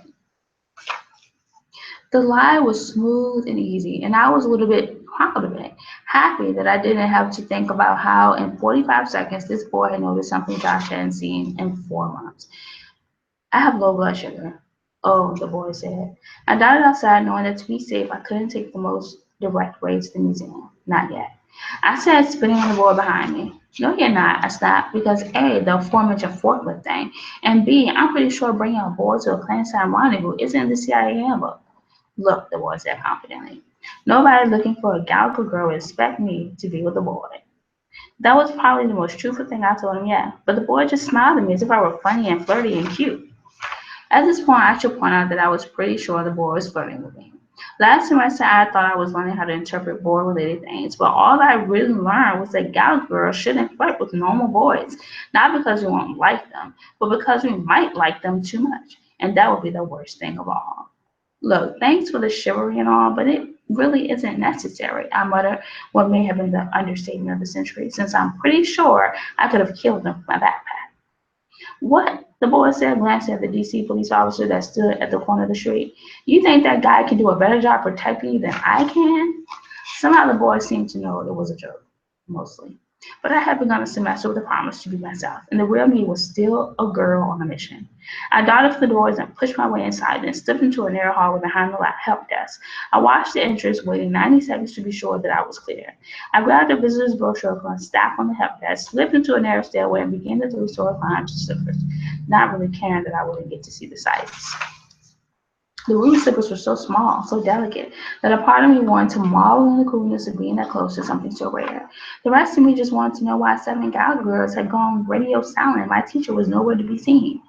And then the boy from the elevator, the boy from the bench stepped out of the shadows. And most of all, I knew one of them had just gotten the best of me. The whole thing might have been too awful, too humiliating to endure if I hadn't summoned the courage to say, "Hi, Blackthorn boy." But then he lifted the boiler, beating me in my own game. My face went as red as Dorothy's shoes. I saw the day like a movie of my mind. Zach and his friend watching Beck twirl in the breeze. The boys standing on the escalator riding to the metro station. They'd been there. We'd seen them. The boy cocked his head and raised his eyebrows. I thought I was going to be sick, seriously. Right there in front of 8 security cameras, my favorite teacher in Zach. I was jostled by the crowd, then blinded by a flashing camera. I looked back towards Slippers. Let me count the ways. In an effort to make themselves less terrible, Mick and Eva had traded their school uniforms for jumpsuits from the National Park Service maintenance staff. It's another to find out they might be better than you. Liz, I whispered back, they're not unicorns. Dampness waved my hair, steam fogged the bathroom mirror, but the 4 of us kept the door closed because A, steam is excellent for your pores, and B, the biggest news in the history of our sisterhood was sweeping through the halls to a place where eavesdropping is both an art and a science. As I dropped to the edge of the bathtub and rested my head in my hands, I knew nothing hurt as much as my pride. I couldn't have been that bad, Cam, Liz said, dropping a sip beside me. Guys, I pleaded, the hotness is really beside the point. Down the hall, the rest of the sophomore class was hacking into the Smithsonian surveillance system and running the pituitary male between the ages of 12 and 22 who had been on the wall that day through the FBI's facial recognition program. By 4 a.m., I was seriously starting to resent Joe Solomon and all of his usual memory training because at that point, I would have given my entire life savings, which were $947.52, to forget what had happened. I crept toward the tall bookcase at the mouth of the Hall of History and the hidden passageway it conceals. Then I heard the floor creak behind me and saw the room with a flashlight burn through the hall before shining in my face. The deserted classrooms ringed the space where the desks were gone. A door still open. I could see that the bathroom had been modified to stand between 2 bedrooms. But the biggest reason the Gallagher Academy is a school for girls is that in the late 1800s, it was perfectly acceptable for boys to learn math and science and how to hold their own in a duel, while girls like Jillian Gallagher were forced to master the fine art of needlepoint. Gilly couldn't join the Secret Service, even after she saved the life of the president, because the other agents were afraid her hoop skirt might get in the way, when in truth, hoop skirts are excellent for smuggling sensitive information on her weapons. So Gilly did the next best thing. She opened a school with proper young ladies calling all the things they were never supposed to need, a place for young women where free to become exceptional without the pressure or influence of boys. At breakfast the next morning, my roommates and I stared at our plates, not really listening as Anna Fetterman recounted the day before in detail. When do you think they'll, this was despite the sign telling us we were supposed to be speaking in German. But then the reality of the situation stopped being an optional thing. The doors at the back of the room swung open. I knew that nothing in the Gallagher Academy for exceptional young women would ever be the same again. Gallagher girls are supposed to be prepared for anything and everything. It's quite another to be enjoying a nice relaxing meal and then turn around to see a model of teenage testosterone moving your way. I mean, hello, I was wearing this skirt with a stain on the butt. Members of the Gallagher trustees, along with the board of direction of Blackthorn Institute, have long thought that our students will have a lot to learn from each other. Tina Waters looked like she was going to pass out. Eva Alvarez was holding her orange juice half of between the table and her mouth. But Mason McHenry seemed to have barely noticed that boys were walking past the sophomore table. And then she went back to her notes. Mom started to tread off as the little man walked behind the staff table, tilted the microphone toward his mouth, and said, "Dr. Steve." I looked at Liz, suspecting the thought of calling the teacher by his first name would send her into shock, but she didn't seem to notice anything beyond the boys who stood in the head table. "I wouldn't mind being bonded to him," Eva Alvarez said, gesturing to a boy at the edge of the pack.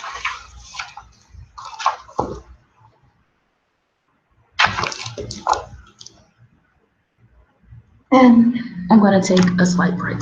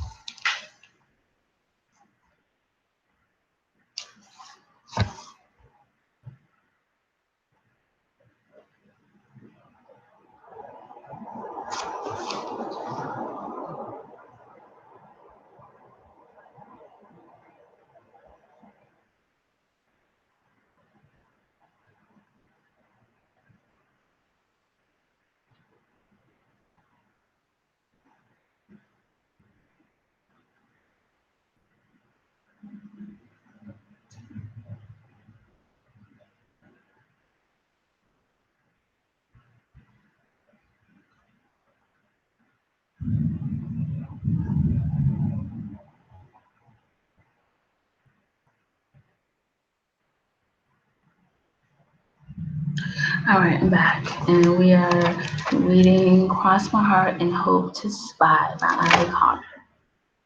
I mean, how are we supposed to focus when there were extra chairs at the back of our classroom?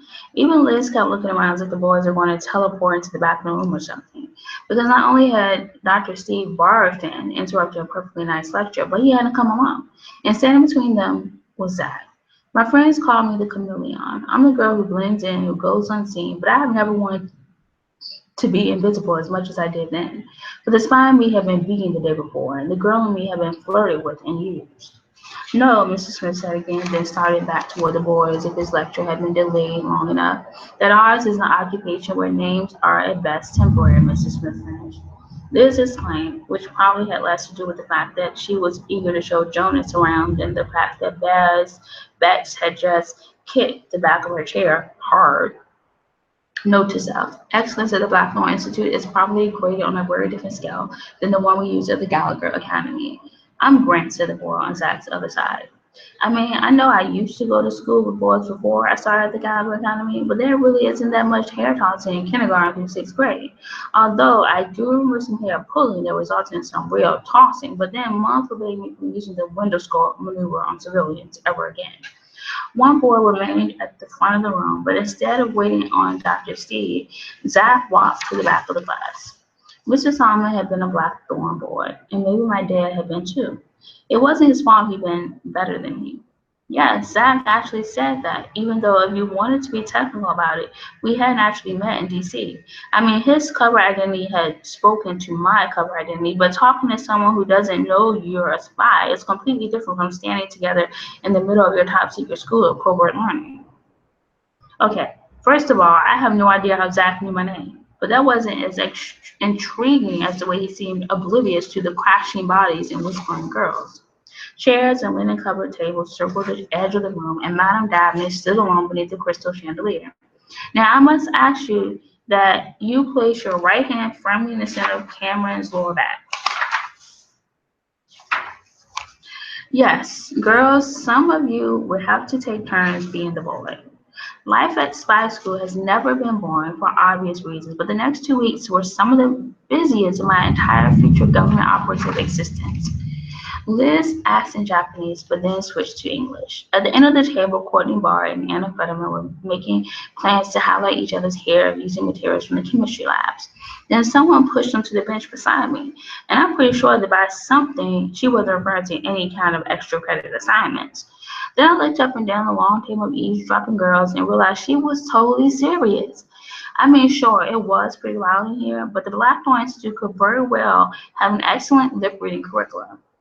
Tina, I said slowly as I leaned over the table and practically whispered the words, I officially relinquished my claim to Zach. Everyone went back to breakfast.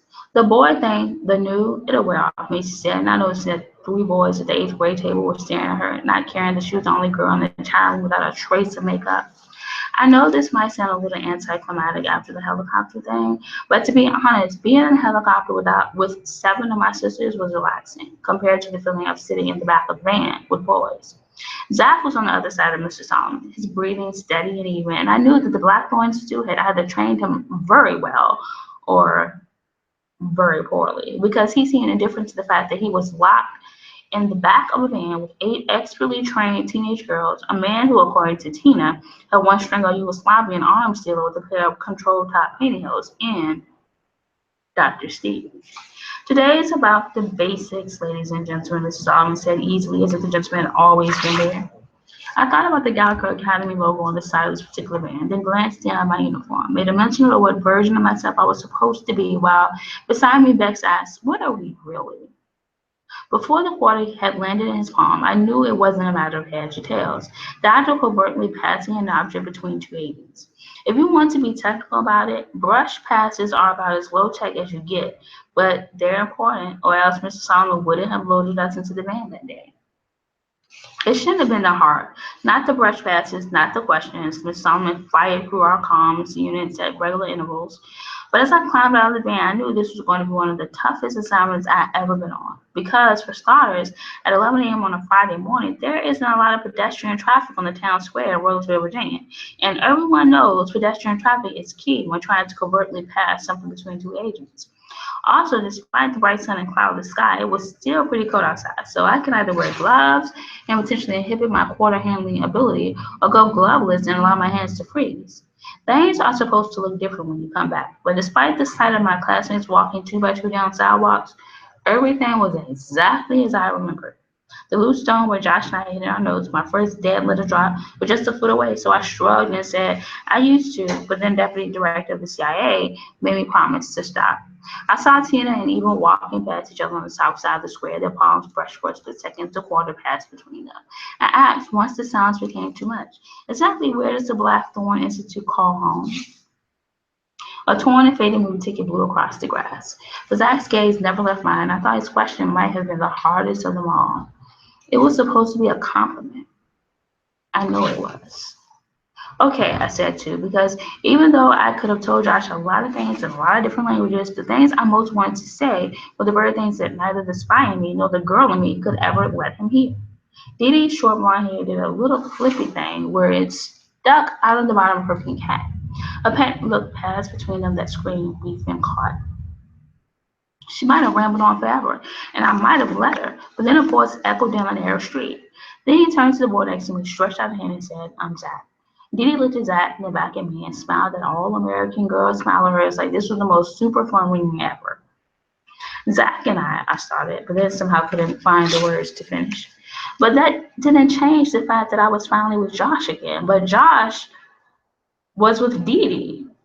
He had already turned the corner by the dry cleaners before I realized he had taken the porter with him. "Oh, well, I'll let you guys get back to your party plans," I said as I stepped away. "You know the whole town's going to be there."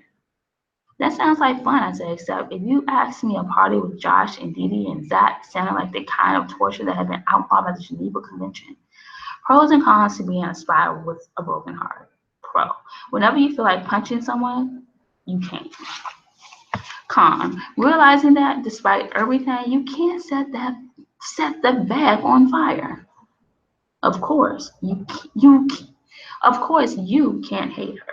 That would be petty," Liz said in the manner of someone who had given it a great deal of thought. "But we can totally hate her." That had been my chance to redeem myself in front of the Blackthorn boys, and I had frozen. But then I found myself roaming dusty corridors that I know are rarely used, passing entrances to secret passageways, and fighting the temptation to slip inside, until finally I was standing in a long empty hall, staring at the tapestry of the Gallagher family tree, longing to ease behind it, to enter my all-time favorite secret passageway and disappear. He walked toward me then hooked one finger behind the ancient tapestry and peeked behind it. Suddenly, he wasn't the boy who had winked at me in D.C. and bore no resemblance to the guy who had sunned himself on the gazebo steps. But that was before I knew that I stink at counter surveillance, that the drama would follow me wherever I went.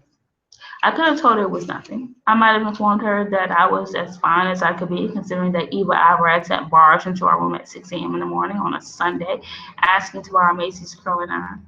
I untied the ribbon and let it fall to the floor, took the top off the box, and peeled away the layers of tissue paper. And I know normal mothers probably buy normal daughters strapless dresses all the time for dances and proms and solo recitals and stuff. But the last time my mother had held a dress like that, she'd been getting ready for a New Year's Eve party on board the yacht of a Middle Eastern arms dealer. So something about this dress felt different.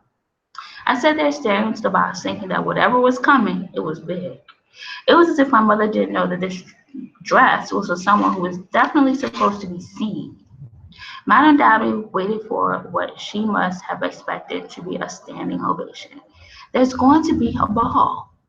Tina gasped and Lisa's eyes went wide in a way that can only be induced by the combination of grotesque and high heels. Jonas swallowed hard and turned the exact same shade of red as the dress that was hanging in my closet, the dress I was going to have to wear for a grade. There had to be some kind of mistake, I thought. But I thought back to Betty's words as we stood in the deserted East Wing, and I personally heard rematch.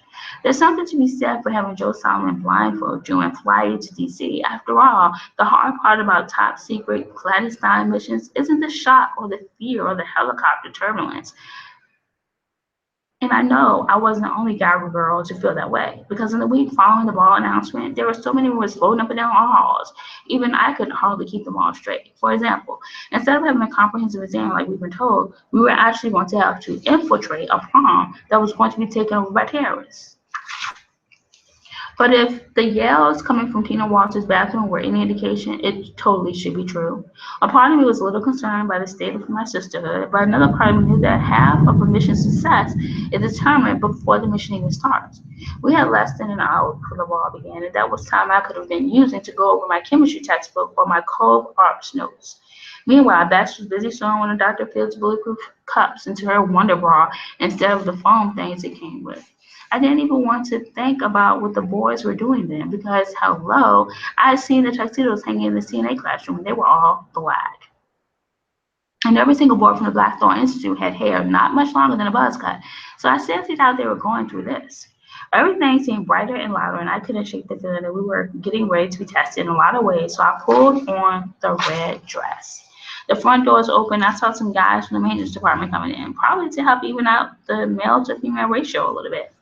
I was pretty sure that was supposed to be a compliment, but my understanding of boy dialect was still a little rusty, and Macy was nowhere to be found, so I had to wing it. I accepted Zach's arm and walked down the stairs toward the biggest and, well, fanciest test ever. Waiters carried trays of food almost too beautiful to eat, but that was before I saw Joe Solomon strolling toward us, a stack of files in one arm and a look on his face that was a very grim reminder that tonight was purely business.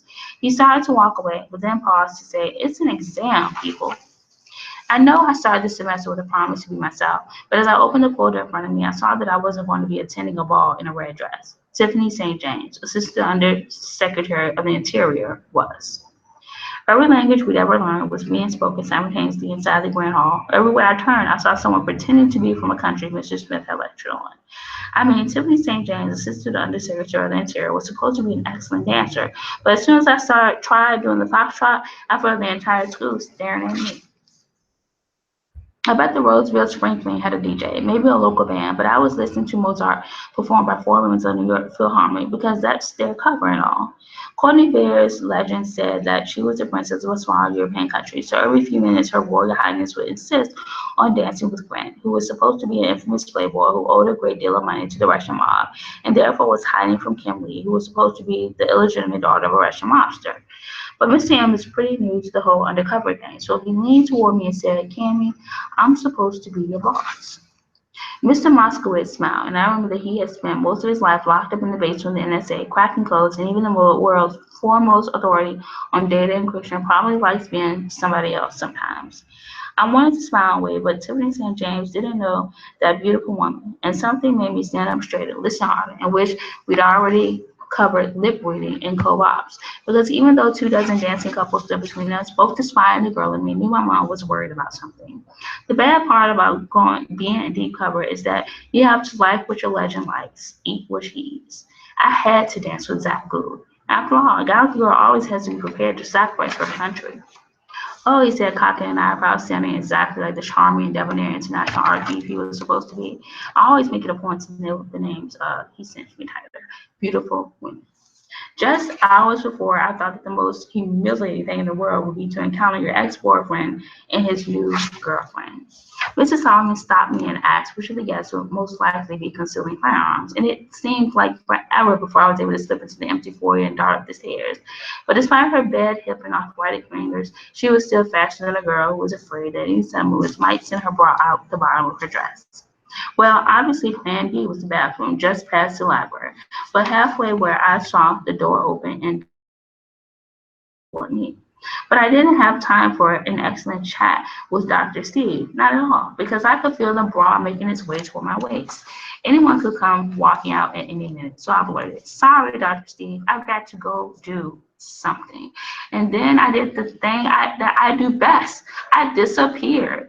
I hurried down the old stone corridor listening. Looking into the party was completely eclipsed by the thick stone walls and dense beams, and I was finally alone. I was supposed to be alone.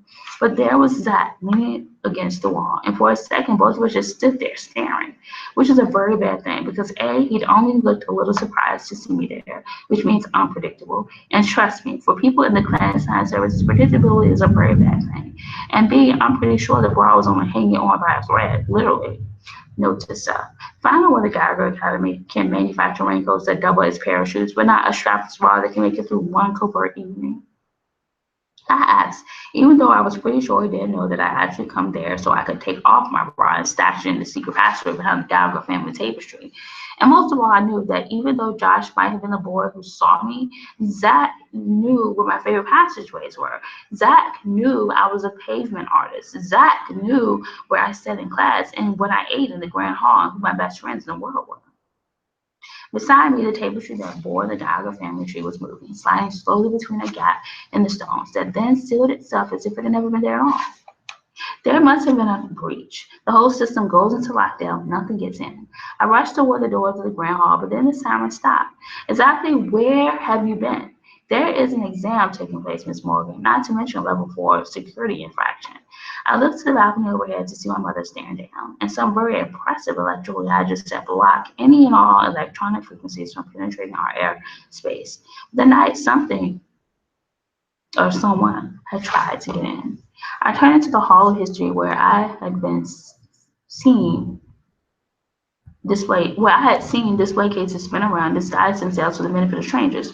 The night they weren't hidden. They were locked behind reinforced steel doors, walls had swallowed shell holes, and Gillian Gallagher's sword had sunk into a vault, protected, secure in its place as almost precious treasure. We were in full name territory, and personally, I was starting to wish the big honking sirens would come back. Her bookshelves had been sealed with titanium shutters, her filing cabinets had disappeared into the floor, and in the corner, her burn box was still smoking. But I couldn't look away from my mother because the expression on her face wasn't disappointment or anger, but something no girl ever wants to see on her super spy mother's face: fear. You won't be in trouble, but we need to know the truth. But they already knew about the sirens and lights, and for some reason I couldn't bring myself to remind them. Rachel Morgan is probably the best spy I have ever known. So when she stood and opened the door and said the mansion's secure, it was probably just a false alarm. I tried to believe her. But then I risked a backward glance at my teacher, who had removed his jacket and loosened his tie, and I couldn't help but think that the party was officially over. Sure, they'd all traded the ball games for flannel pajamas, and one look at my roommates told me they were anything but comfortable. I seriously need to remember to go pick up that bra from the floor first thing tomorrow morning. So you aren't in any trouble? I've had some very challenging days since coming to the Gallagher Academy, like the time our archery midterm happened to fall on non-dominant hand day, for example. But the day that followed the ball was the most difficult yet, for a lot of reasons. Even though it was Saturday, no one slept in, so that meant girls were walking up and down the halls, talking in front of our door by 7 a.m. The kitchen staff had gone to such extremes the night before that our only option for breakfast was cereal. The steel shutters had disappeared and everything in the mansion was back to where it always was. But as soon as I stepped into the library, I knew things were different. I couldn't blame them entirely. Tina didn't even seem to hear me though, because she just plowed on. I wasn't sneaking out to go to the dance in Roseville. I wasn't sneaking out because the CIA needed me. I wasn't sneaking out. You can ask my mom, I offered, but she didn't look terribly convinced. Tina yelled, and then she was off to where the boys sat at the end of the long table. I thought my head was going to explode from all the anger and embarrassment that was sending blood to my cheeks, but that wasn't the worst part. The worst part was that Tina believed him. I don't necessarily like the landing and bird poop part, but that's just another incentive to keep you on your feet. I yelled as I walked into the barn. Light bathed the old timbers and the whole room seemed to glow. I decided didn't want to admit to being alone with me, or he knew more about what had happened last night than he was willing to admit. His fists were short and steady as they beat the heavy bag. I hit the bed with all my might, and Zach raised his eyebrows. He stepped around to hold the bag.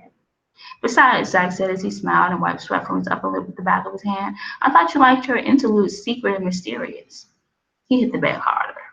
The bed swung back and forth, keeping time as he shook his head and said, "You're the Gallagher girl." But that night felt like an exception. On the way to our suite, I avoided the busy staircase and the crowded hallways, not because of the stares and whispers, but because I wanted to think about the way Zach looked during the cold black. I wanted to remember the long, quiet ride from DC, a mother's worried face, and more than anything, I wanted to ask myself the question that had been looming in the back of my mind since I first seen Zach in DC. Who were those boys, really?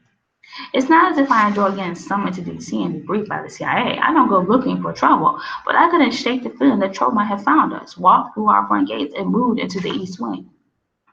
I thought we might look up their birth certificates or do other least intrusive means necessary things. I stopped in the corridor for felt Liz, then Bex hang into me as I listened for something, anything, to give us an excuse to turn around. It has to be tonight. And she was right, as usual, but that didn't make me feel better. I crouched at the airbed that would take us into the boys' room and reached for the tiny bottle of hairspray that I keep for emergencies, just not of the hair variety, and sprayed the area around the grate. One, you don't actually have to carry a black bag to break and enter and obtain covert information, even though they do come in handy. But then she trailed off. We'd been to these rooms only weeks before, but everything seemed smaller now. Liz's hopes of scientifically analyzing typical teen boy behavior was going to have to wait, because one look at this space was enough to tell us that these were not typical boys. It seemed more like the barracks of soldiers than the rooms of boys, and I instantly regretted leaving Mason outside to serve as our lookout, because if we'd ever needed the Gallagher Academy's resident boy expert, that was the time. And with every step, I felt more sure that the Black Thorn boys were simply passing through. Liz settled herself at the first computer she saw, pulled a disk from her pocket, and started uploading a spyware file that the NSA had been trying to buy from her for years. Maybe they'll challenge you next time, sweetheart. Beck said she ran to the first bathroom she saw, pulled a pair of tweezers from her utility belt, and started yanking brush out toothbrushes for DNA analysis, just in case the boys are really biologically engineered spying machines or something. I stared at the empty walls and the barren desk, looking for family pictures or letters from home, the things that more than fingerprints and DNA would tell us who these boys really were. I turned to Bex. They're currently being used by the Department of Homeland Security. I was just starting to think that we might actually pull it off undetected, but then I heard it. Then I remembered the massive jammers that blocked any and all signals within the gallery grounds, that we weren't wearing comms units, and Bex and Liz couldn't hear me. I'm afraid I've only got a second to pop into my room before I get back to the boys. I pressed against the bookshelf that serves as one of the entrances to the passageway and saw Dr. Steve reach for the door while Macy tried to block his path. But I only need a minute, she said, whining like the spoiled brat she's supposed to be. I couldn't take the chance, so I dropped my utility belt where I stood, pushed against the bookshelf, and stepped into the hallway behind the teacher. Unfortunately, it's one of the basic laws of physics as well as espionage that every action will have an equal and opposite reaction. And I realized too late that Dr. Steve was expecting some kind of emergency. Call it nerves or inadequate prep time, but for some reason, that's the part of my soul I chose to bear to a man who insists we call him Dr. Steve. In order to ascertain the nature of the level 4 security infraction that led to the cold black, the operatives undertook a routine reconnaissance mission that brought them deep into foreign territory, aka the East Wing, at which time they observed the following. The students of Black Law Institute, hereafter referred to as the subjects, have set a residence at the Gallagher Academy for reception on young women. Just because Grant calls you the British bombshell, But as Bex and I stopped at the elevator to sub-level 1 and Liz started for the basement, I couldn't help but wonder how a group of boy spies could exist so covertly that even a group of girl spies can't find it. He pushed up his shirt sleeves and walked to the board. You will become someone you aren't in order to befriend someone you hate. I wish I could say the sick feeling in my stomach was because I signed up for a lifetime of deception and betrayal. I turned to Bex. Because there are 100 girls and 15 boys at this school, and for some reason, that one keeps coming back to you. I thought about the elevator ride in DC, the way Zach had volunteered me to be his guide, and finally the way he looked when I found him in the corridor right before the world went black. Zach did keep coming back to me, and every good spy knows that there are no coincidences, only plans and missions and lies. Mr. Smith says our midterm papers have to be a joint project. I could feel the stares of the girls who passed us, which is one of the truly terrible things about being a spy. When people are looking and talking about you behind your back, you're kind of trained to notice. Will there be food or entertainment? Macy walked to the bed and started sorting through the 9 million tops we've already ruled out as too dressy or too casual or too cleavage dependent since I don't exactly have cleavage. With Josh, I'd always felt nervous. With Zach, I did too, but in a very different way. Then there had been lip gloss and skirts and shoes that may not have been conducive to running 4 miles in the dark. Cam, he's seen you in P&E, Beck said, obviously referring to my tendency to be, shall we say, perspiration challenged. Right, I said, reminding myself that we were just going to be in the library. What kind of terrible things could happen in the library for crying out loud? But I could never be all of myself, especially then, because a solid 20% of me wanted to spike Zach's morning orange juice with truth serum and be done with it. He claimed a table in the back of the library. Books covered the table, his school jacket hung over the back of his chair. 1802 hours, the operative became overwhelmed by the complete utter silence of the table. I wanted to be Tiffany St. James, even if it meant wearing the strapless dress. I wanted to be a homeschool girl with a cat named Susie. I wanted to be anyone but myself as I sat there feeling completely out of cover. No, I lied, and then we both went back to our books. So, his word dragged out longer than mine, feeling that terrible boy noise. He tried to laugh, but then seemed to think better of it at the last minute. I went back to my notebooks, but couldn't read a single word. Turns out, it's nothing compared to talking to a highly trained boy spy who may or may not have been bred and raised by the U.S. government. Yeah, I said, wishing I could figure out some way to turn the conversation back to him, who maybe didn't have an alibi on the night of the ball. I might even bug their rooms if I got the chance. He dropped the bug on the table, then leaned close to my ear and whispered, I'm not all bad, Gallagher girl. He pulled his jacket from the back of the chair and turned to walk away. I sat staring at the bug, thinking about what it meant, as Zach turned the corner and called, thanks for the date. Macy snapped, jerking me back to reality. I fully admit the blood oath thing was a little out there, but the other options were totally viable. He gave you the bug either to show you he's on to you or to mess with your head, and it's working. People think espionage is all fun and games, that everything we do is cat and mouse, but that night I learned a clove ops lesson as valuable as anything Joe Solomon had taught me. He turned to around the board. Dilated pupils, increased pulse, and atypical mannerisms came as I racked my brain trying to remember if any of those things had been true with Zach the night before, if anything he'd ever said had been true. Spies tell lies, ladies and gentlemen, but that's not what today is about. You have to be close to your subject, Mr. Solomon explained as he walked to Tina Walters' desk. Tina hesitated a second or two before exclaiming, do you have a girlfriend? And my fibbing ability was about to be tested more than it ever had been before. I asked, thinking back to that cold, sterile room beneath the wall in DC and the way a professional had gone about looking for the truth. That's better.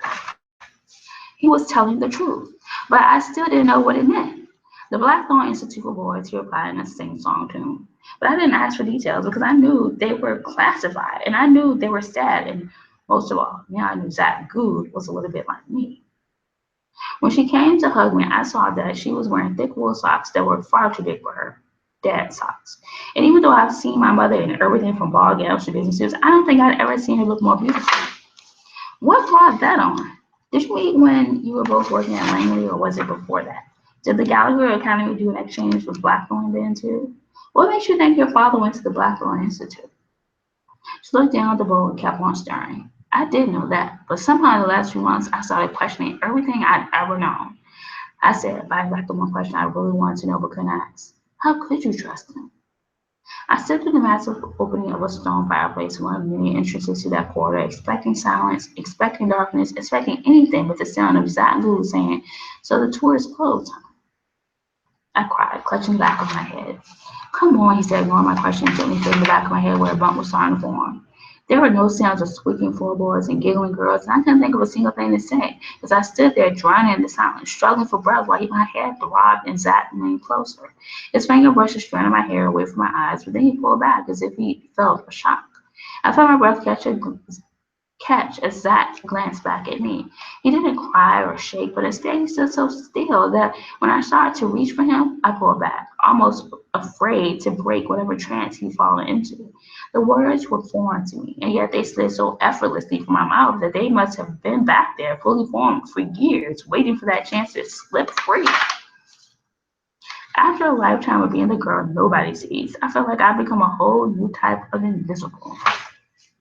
I opened the note and scanned the page, the words barely registering before the paper washed away in the rain. Well, obviously the note was gone long before I found my friends and barricaded the door to our bedroom, which was a shame because if ever there was a piece of evidence that needed examining, that was it. But the note was gone.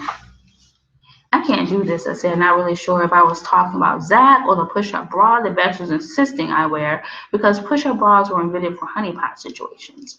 If you factor in pedestrian traffic routes, population numbers, and patterns of behavior, the answer is 187 to 1. But there was one thing not even Liz had learned how to quantify: fate.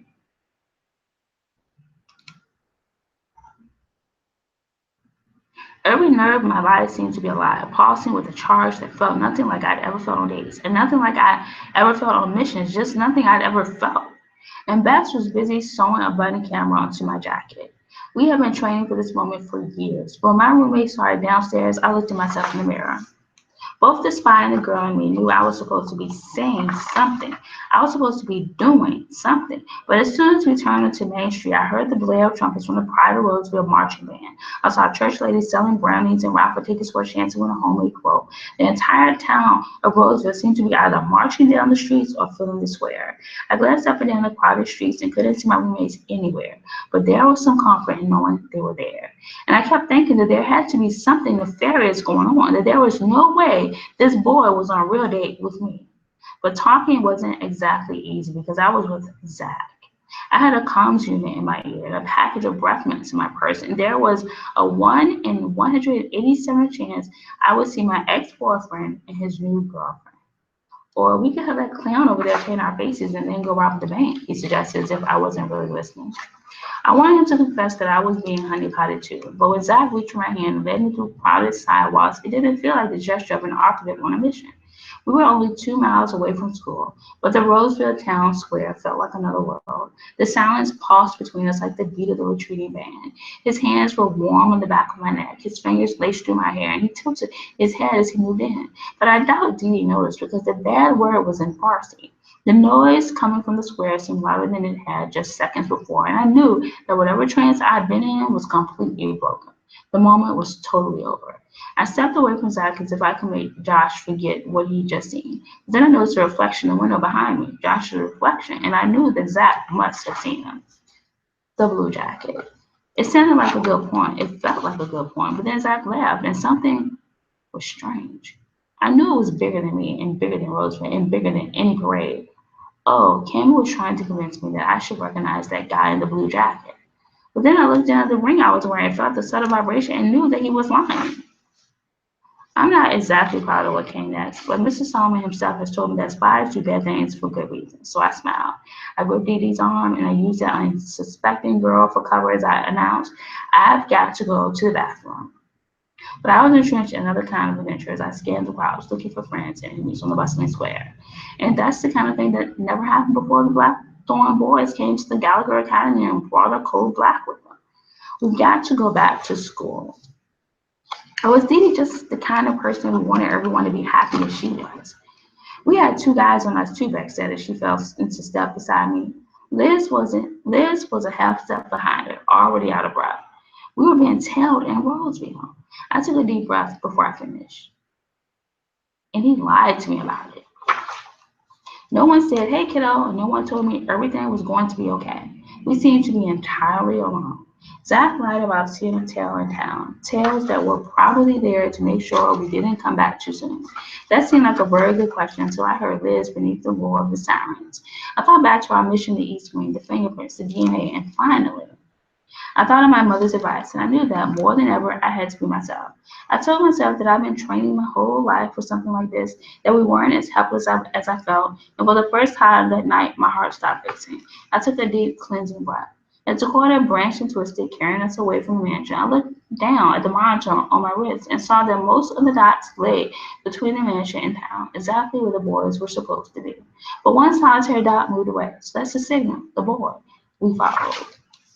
But then the doors flew open. And yes, she said as if reading my mind, that's something that troublemaking debutantes learn how to do before they go to spy school. So I didn't let myself think about the boy that was allowed to kiss me. I didn't dare wonder if I'd ever let myself feel that way again. I turned up the sound on the monitor on my wrist, listened as a soft beep, beep, beep filled the van, faster than before, and I knew we were getting close. The beeping was faster now, steady, but the school owns it now. That started the trail off. The wind blew through the complex, howling between the buildings. Cam, the voice near my ear, whispered as we touched down on the roof of the building next to where I had been standing moments before. Wires ran between the surrounding rooftops. A searchlight swept over the complex, beaming through the dark night, and automatically Zach and I dropped to the building's roof, laying ourselves flat as light sliced above us. Give me one good reason why I shouldn't blow you off this building right now, I said. But the crazy thing wasn't that I meant it. The crazy thing was that I didn't want to mean it, that I wanted to believe in Zach. I wanted to like him and trust him and know that he knew the real me and liked me anyway. I lay perfectly still, feeling the rough light of the green tar paper on the palms of my hands. Second, I came back to school after you ditched me in town with Jamie. I came back to the school after you ditched me. Thanks for that, by the way. I looked over the side of the building and started to call, a warning through the comms unit in my ear, but that 1 second distraction was too much. Gallagher girl, he said gently, looking at me with the eyes of the boy who had almost kissed me. The boy, the guy who knew what it felt like to lose a parent. We're not the bad guys, Gallagher girl, he said gently. More than anything, I wanted to believe him. And then one of the doors to the building across from us opened. I saw 4 armed guards walk out, and in the fleeting moment before the door closed, I heard a faint excellent and saw the face of Dr. Steve. Did you see who was in that big building? It. Did you see who was in that big building? I studied the boy beside me. Only if he doesn't tell us what the Blackwell Institute is and why one of their teachers is about to destroy the Gallagher girls. I started with the creak of rusty hinges cut me off. Light sliced across the dark light below as 2 armed guards left the building across from us and started to patrol the grounds. Zach's words brought me back to another night when the Gallagher girls stood in the same spot on our way to rescue a hostage in a package.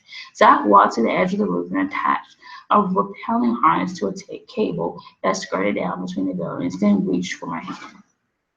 Zach and I touched down on the stretch of grass that ran between the buildings, thankful for the rain, the clouds, for every trace of darkness. Mother Nature could spare as I crouched low and ran through the space between the buildings. Zach looked at me like I was crazy, but then the door opened and I pulled one of the guards out by his collar. Shocked and dazed, he didn't even realize what was happening as I knocked him out with one punch and stopped a nicotine patch on his forehead just to be on the safe side. Buffy the Vampire Slayer. We were outnumbered and outside. I heard the plane's landing gear groan as it started down, and saw the silhouettes of men exiting the building. The buzz of rapidly coordinated filled the air. Zach touched the earpiece he stole from the fallen guard and yelled to Bex and Grant. 3 guys are coming from around the south side of the building. Go. Right, she said, started looking for keys or a control switch, anything to make the big machine move. She must have given up, though, because the next time I saw her, she was jumping from the cab, landing on the back of a guard who had been chasing Eva. Through the rain, I saw the man in the blue jacket.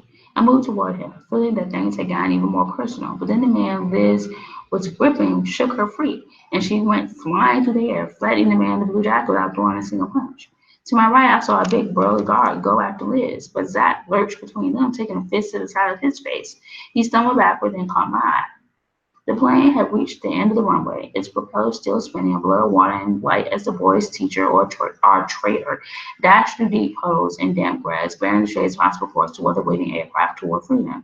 I didn't think about my aching feet or growling stomach. I didn't hear the terrible thoughts that filled my head. I could tell by the look on his face that nothing about that moment seemed excellent to him. My voice was steady and calm, maybe because of training or nerve, or the sight of Bex inching along the ground, crawling through the tall weeds that rimmed the tarmac, until she was poised by the plane's black wheel. "Oh," Dr. Steve said as behind him the stairway to the plane began to descend. He drew another deep breath. But this time Dr. Steve didn't speak. He couldn't speak, because take it from someone who has been the recipient of Rebecca Baxter's chokeholds, breathing is hard enough. But the one thing that was certain was that nothing was what it seemed. "Hi, girls," he said brightly. I saw spotlights flash, felt the dim sky growing brighter and brighter until the mist that hung in the air formed a massive rainbow over the abandoned buildings, the dark, empty lots. Our teachers turned and started through the rain toward the waiting vans, while behind us the plane began to taxi down the runway, its lights fading in the distance. I think it's probably true for any life, much less a spy's life. But that night, as I lay in bed listening to the play-by-play in the common room down the hall, I couldn't shake the feeling that maybe the biggest test of the spring semester wasn't really over. I don't go to a normal school, and I've chosen not to have a normal life. Normal tests aren't going to teach me the things I have to know, and the woman in front of me knew that better than anyone. I had begun that semester by sitting in the tower room, thinking about how spies don't tell lies, we live them. So it wasn't any wonder that I came to my mother's office that morning looking for some truth. "We spent millions training you girls with the best curriculum in the world. The boys, the Blackthorn trustees, want them to take finals with their classmates. A crisp, clean breeze blew through the open doors, but the entire school seemed to be frozen in space and time. The boys carried suitcases and backpacks while our world got ready to return to normal, whatever that's supposed to be." I pointed to the bruise on my face. I pointed to the bruise on his face. I thought about the boy I'd met in D.C., the kid who teased me all semester, and I tried to reconcile those images with the boy who stood before me. Zach was still cocky, he was still tough, but on the other hand, he offered me candy once when I was hungry, and I couldn't help thinking that maybe that made him sort of knight-like after all. He stepped toward the open door in the warm spring sun that was just waiting to burst into summer, a new season. What would be the odds of that? Now I was saying goodbye to another one.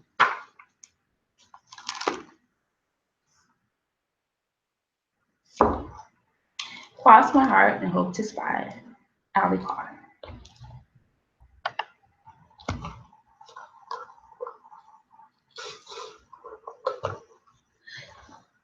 So that has been our show. And as far as summer 2017 is what I'm calling it until the last day, the first day of summer is June 21st. The last day is August 31st. So far, just even acknowledging that I want progress and I expect something, I think it's progress.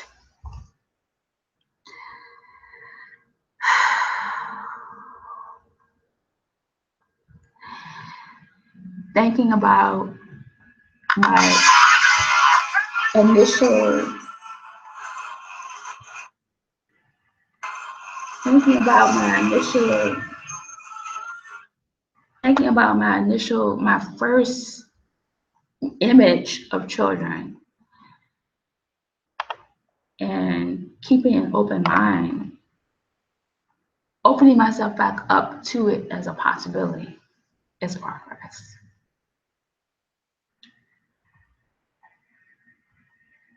But how, well, no, but the question is, how do I've put the burden of responsibility in his corner. I've thrown the ball to him because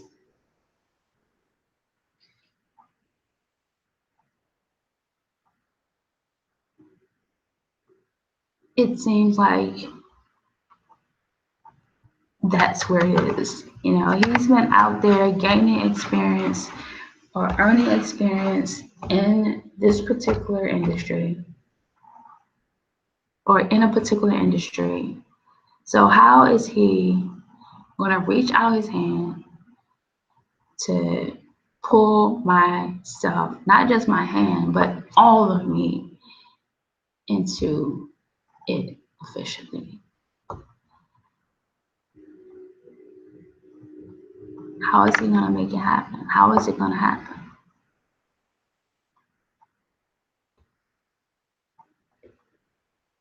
It's not like, you know, we can meet through mutual friends.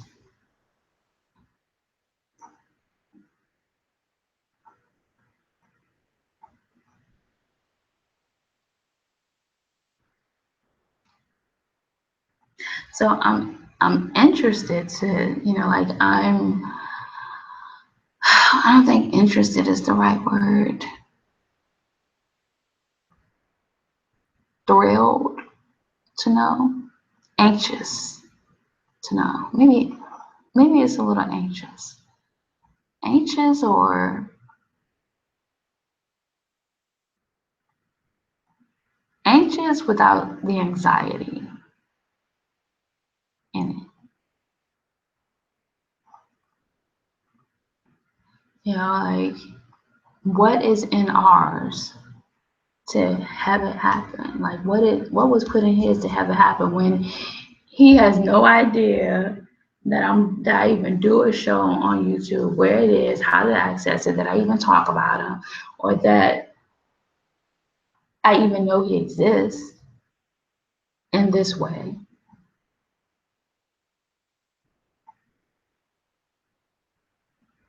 He has to be at the age where he recognizes that somebody out there special loves him, because he's not being treated like he's in the doghouse necessarily.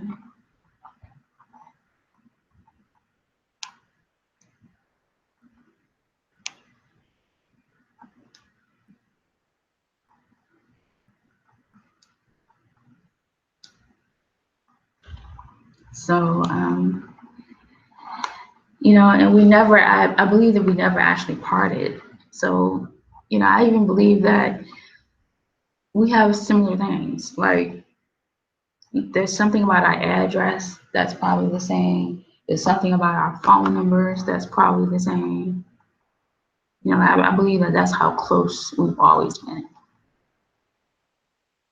There's something about everything that we engage in every day and that we've always engaged in that is similar to each other.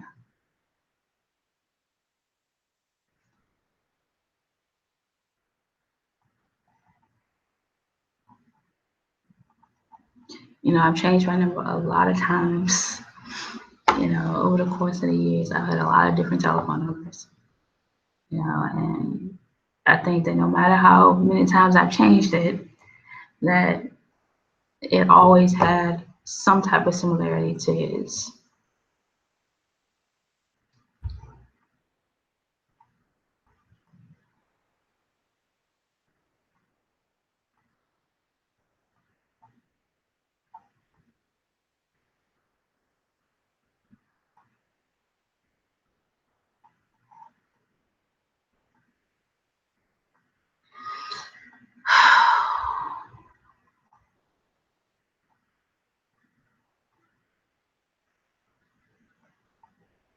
I think about all these, these offerings that's out there, different shows. And, I believe they're supposed to be working for us and supposed to be there to bring us together, but it hasn't been a show that so far that has connected. Like nothing has connected yet. Um, Nothing has, it's like it's been out there, but it hasn't made it to us, or hasn't corresponded to him, or it hasn't connected to him, or, it hasn't, broken into mine. It's still going through its motions.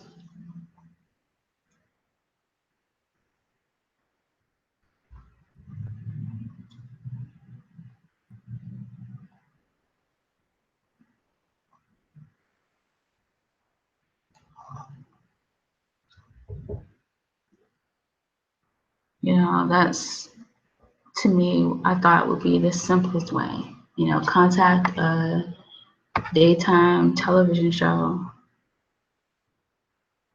and about it, or about your store, about being a part of the show, and they contact him and he says, why not? I haven't done it before, and I want to do this. Why not? And it happens.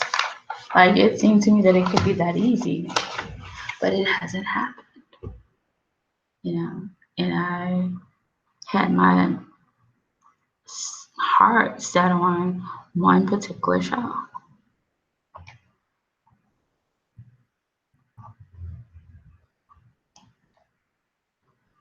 So I don't know if it's out of order, if the hosts are out of order, there's a host that they need a new host, they need to not have, if all of them are not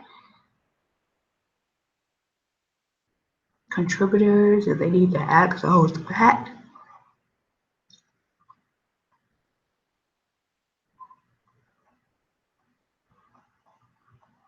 They need to let one go.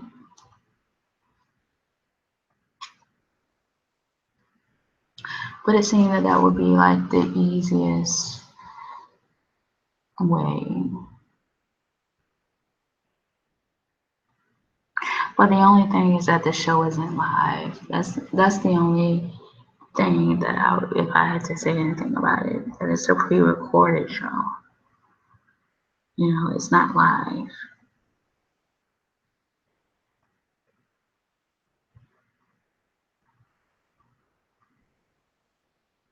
Like one of those shows that's like, is there somebody that you've been waiting to tell something to? One of those shows where it's like, I've been thinking about you all this time. It's like this guy that's been, friends with this girl. This girl has been friends with this guy for a long time and just friends. And all of a sudden they realize that they're totally and completely in love with this person. They want to go on the show and do it in the public in front of everybody because it's been kept secret for so long, like something like that. You want to just tell somebody something and in front of everybody.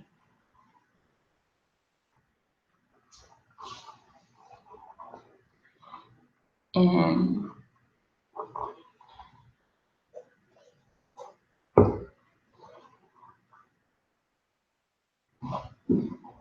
go from there. So I'm sure they always check, conflicts beforehand. And just something. Like, I don't really know what. It's just the concept of the show. It's just like, it should just be as easy as like behind door number one. It comes up like, aha. Don't you know the show that you're on? It'd be like a sign that says, wife. Like you'd be like the real, and then the sign says wife. And then it reveals, it opens and it's me standing here. And they're like, no, wait, or something like that. And then it shows another sign. Like baby mom, a child's mother, like only, baby's mother. You're like, no, wait. Business partner. No, it can go on and on and on. Like the real.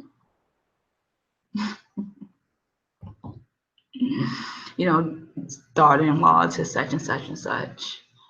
Like, no, there's more.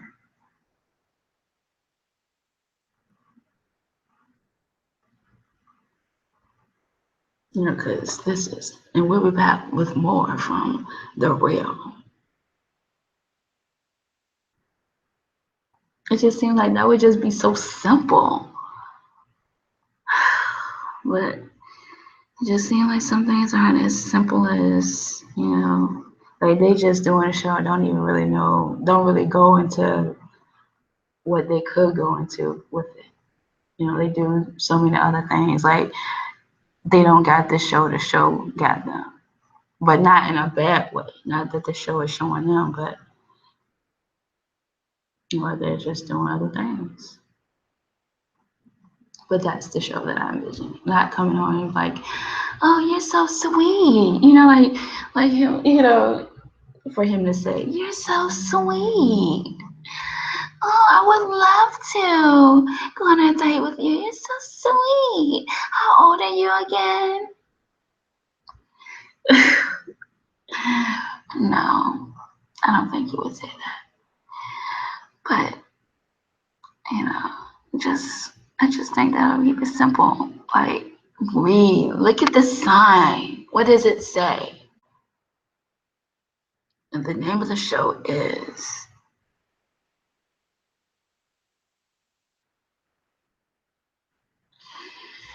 but anyhow,